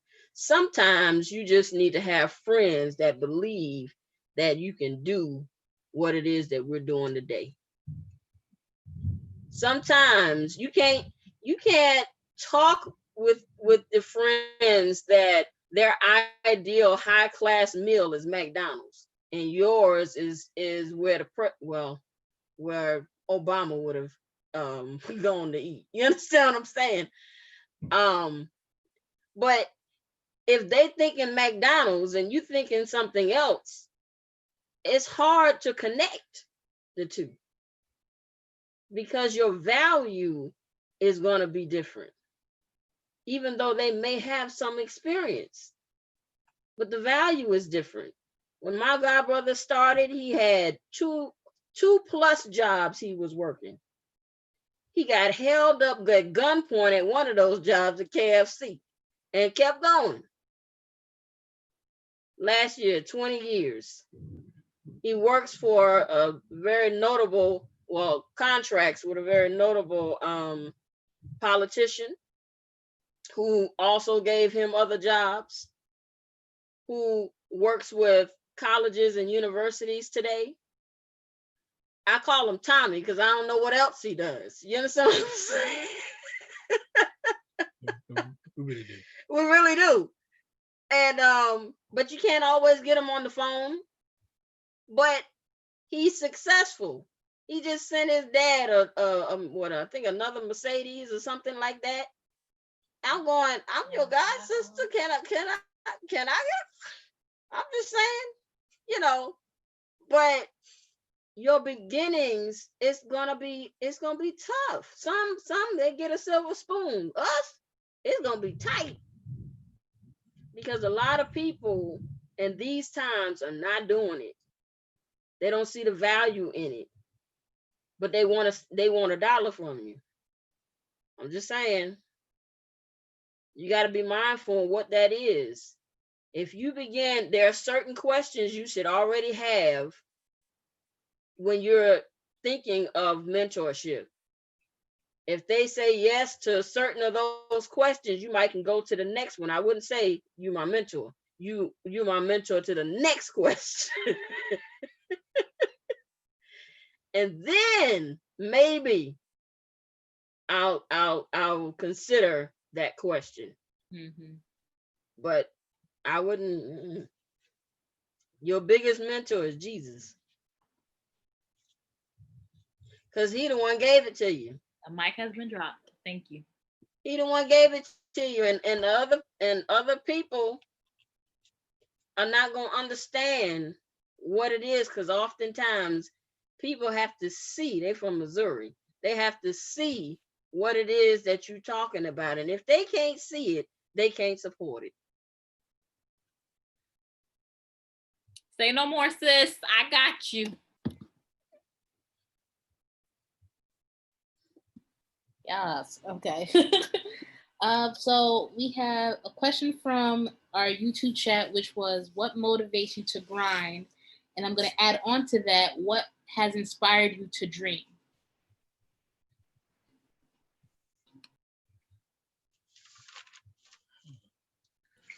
So my motivation is to actually inspire others. That's like my main motivation. Mm-hmm. Inspire others to just do what they feel like would fulfill themselves, and stuff like that. So if I just inspire one person, then I feel like my goal has been reached, you know what I mean? So, and I have younger siblings who I also want to kind of allow, I just want them to see that if they dream something, it's achievable. So that's my main motivation. That's why I do what I do.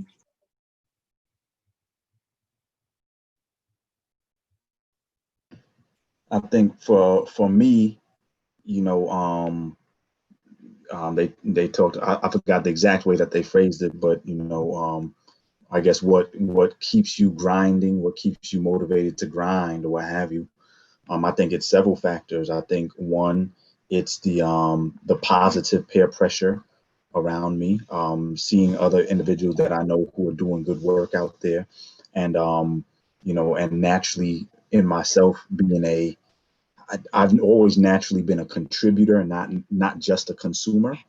You know, and so I think that's just a natural part of who I am. And so tapping into that as best as I can, I just don't know how to be any other way, you know, so that's one inspiration. But I would say really my ultimate, and this is one of the reasons why I had to do that brand pivot from merely motivation to really the gospel, so to speak, is because I really realized that, you know, my ultimate motivation is that through this, lives would be saved and influenced for the kingdom of God. And when I look at the when I look at the challenges in the world that I see out there today, you know, the more and more that I learn and dig into the scriptures and learn about, you know, our Lord and Savior Jesus Christ, is the more that I'm convinced that the gospel is the best solution for the problems that the world is experiencing today, and was the best solution back then for the problems that the world was experiencing back then. And so I think my ultimate motivation is really to spread the gospel of Jesus Christ throughout, you know, all the world, in hopes that it will make the world a better place.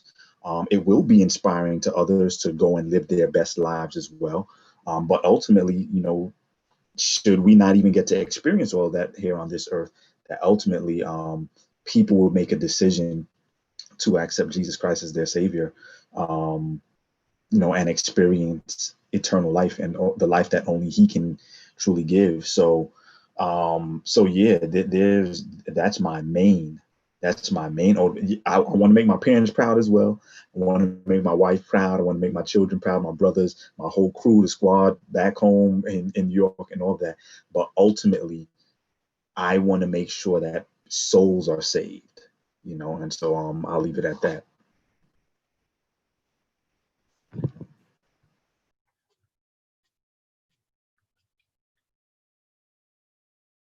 At first, it's all about putting out good music. I want to be a good musician, be able to play with my friends and not feel bad, you know.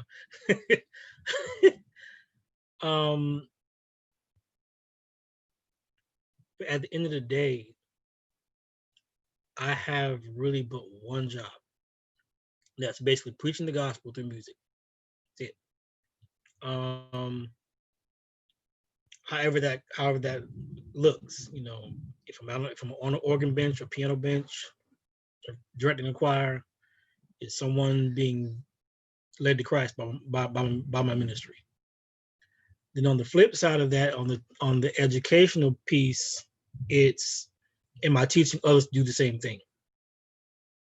And if that's not your thing, am I getting you close to that?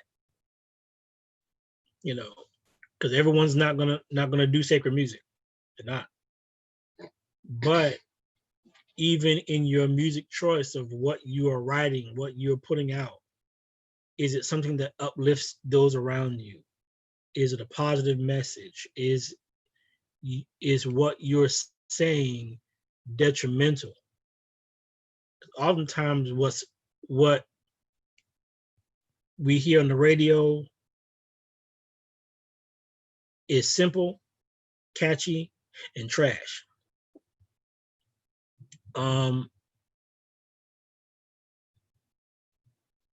It's trash. And it's so simple that you don't even need musicianship to do it. The stuff that lasts, that's gems to my ear, is stuff that is hard for most people to understand. The stuff that appeals to me as a musician it's stuff that everyone is not going to want to listen to. They're like, what is that?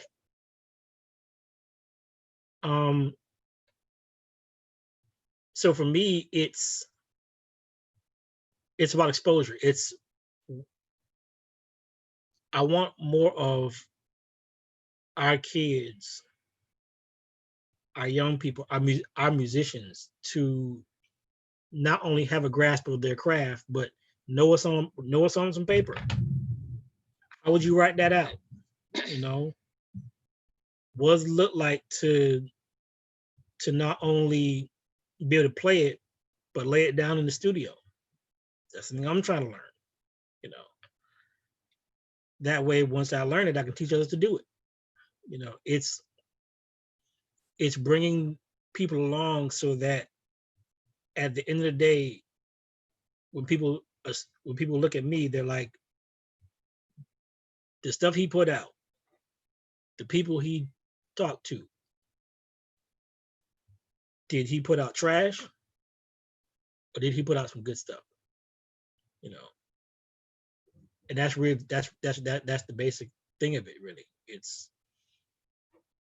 did I come away built up or was I torn down by the music? Can I play this in front of my mama?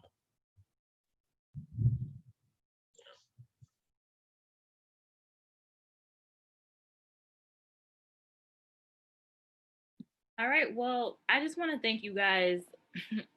I don't know how to thank you. I honestly don't. You guys have been such a blessing. I can imagine to our watchers, our viewers, rather. That's how you know I don't be on YouTube like that. I'm saying the wrong word, but our viewers, okay?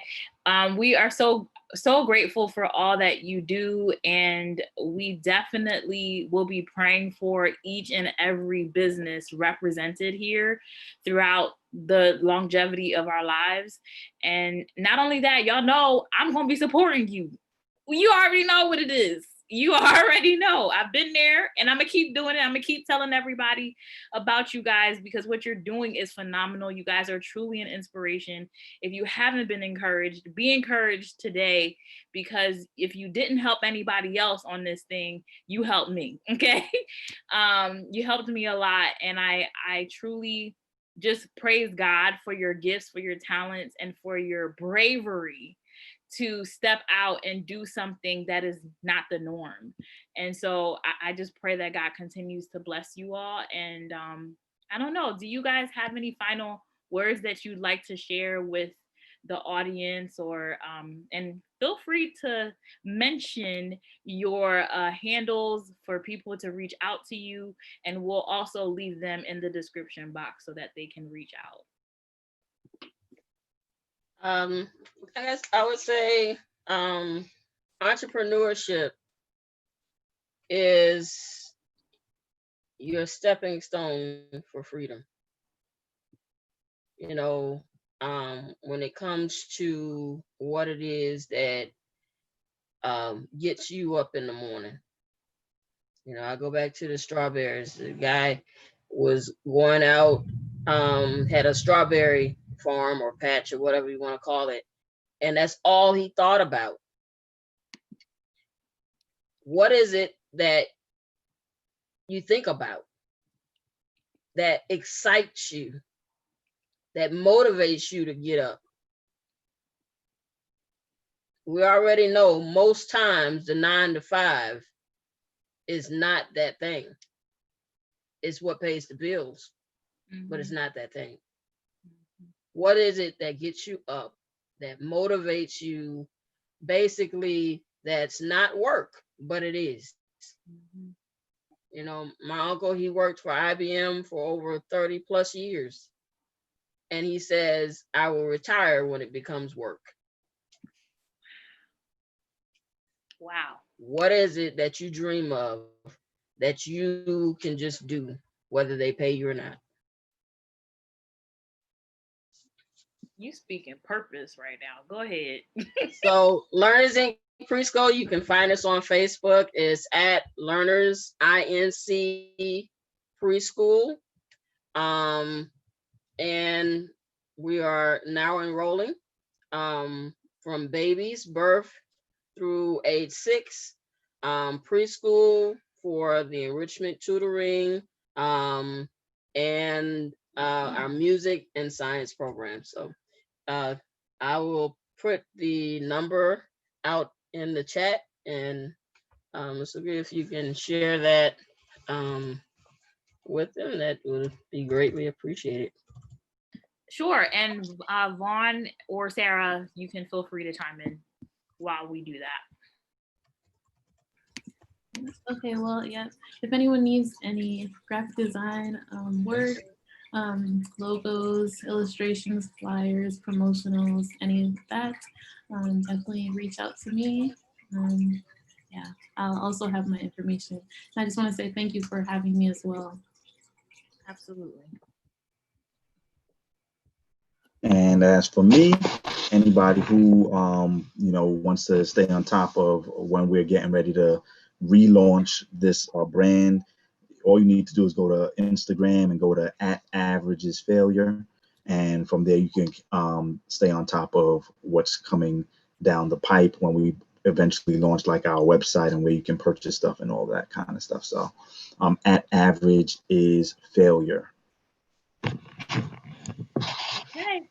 All right. So we pray that this was a blessing to you. We pray that this was something that was beneficial to you. I know it was definitely something that I think all of us were learning from each other. And I just thank you all for joining us this afternoon, this evening. Pastor Daryl, do you mind praying us out? You know I ain't got no credentials. Sorry. I keep calling you out. Oh, dear kind and gracious Heavenly Father, we thank you so much for your love and your grace towards us. We thank you for this time that we got to connect and network and learn from each other. Be with us as we continue during these sacred hours, and we ask that everyone who is on this live event, that you'll bless the work that their hands finds to do, that your name will be glorified in each business and opportunity represented, and that as we work, we will soon see you come. Mm-hmm. In Jesus' name we pray. Amen. Amen. All right, live people. Bye, YouTube.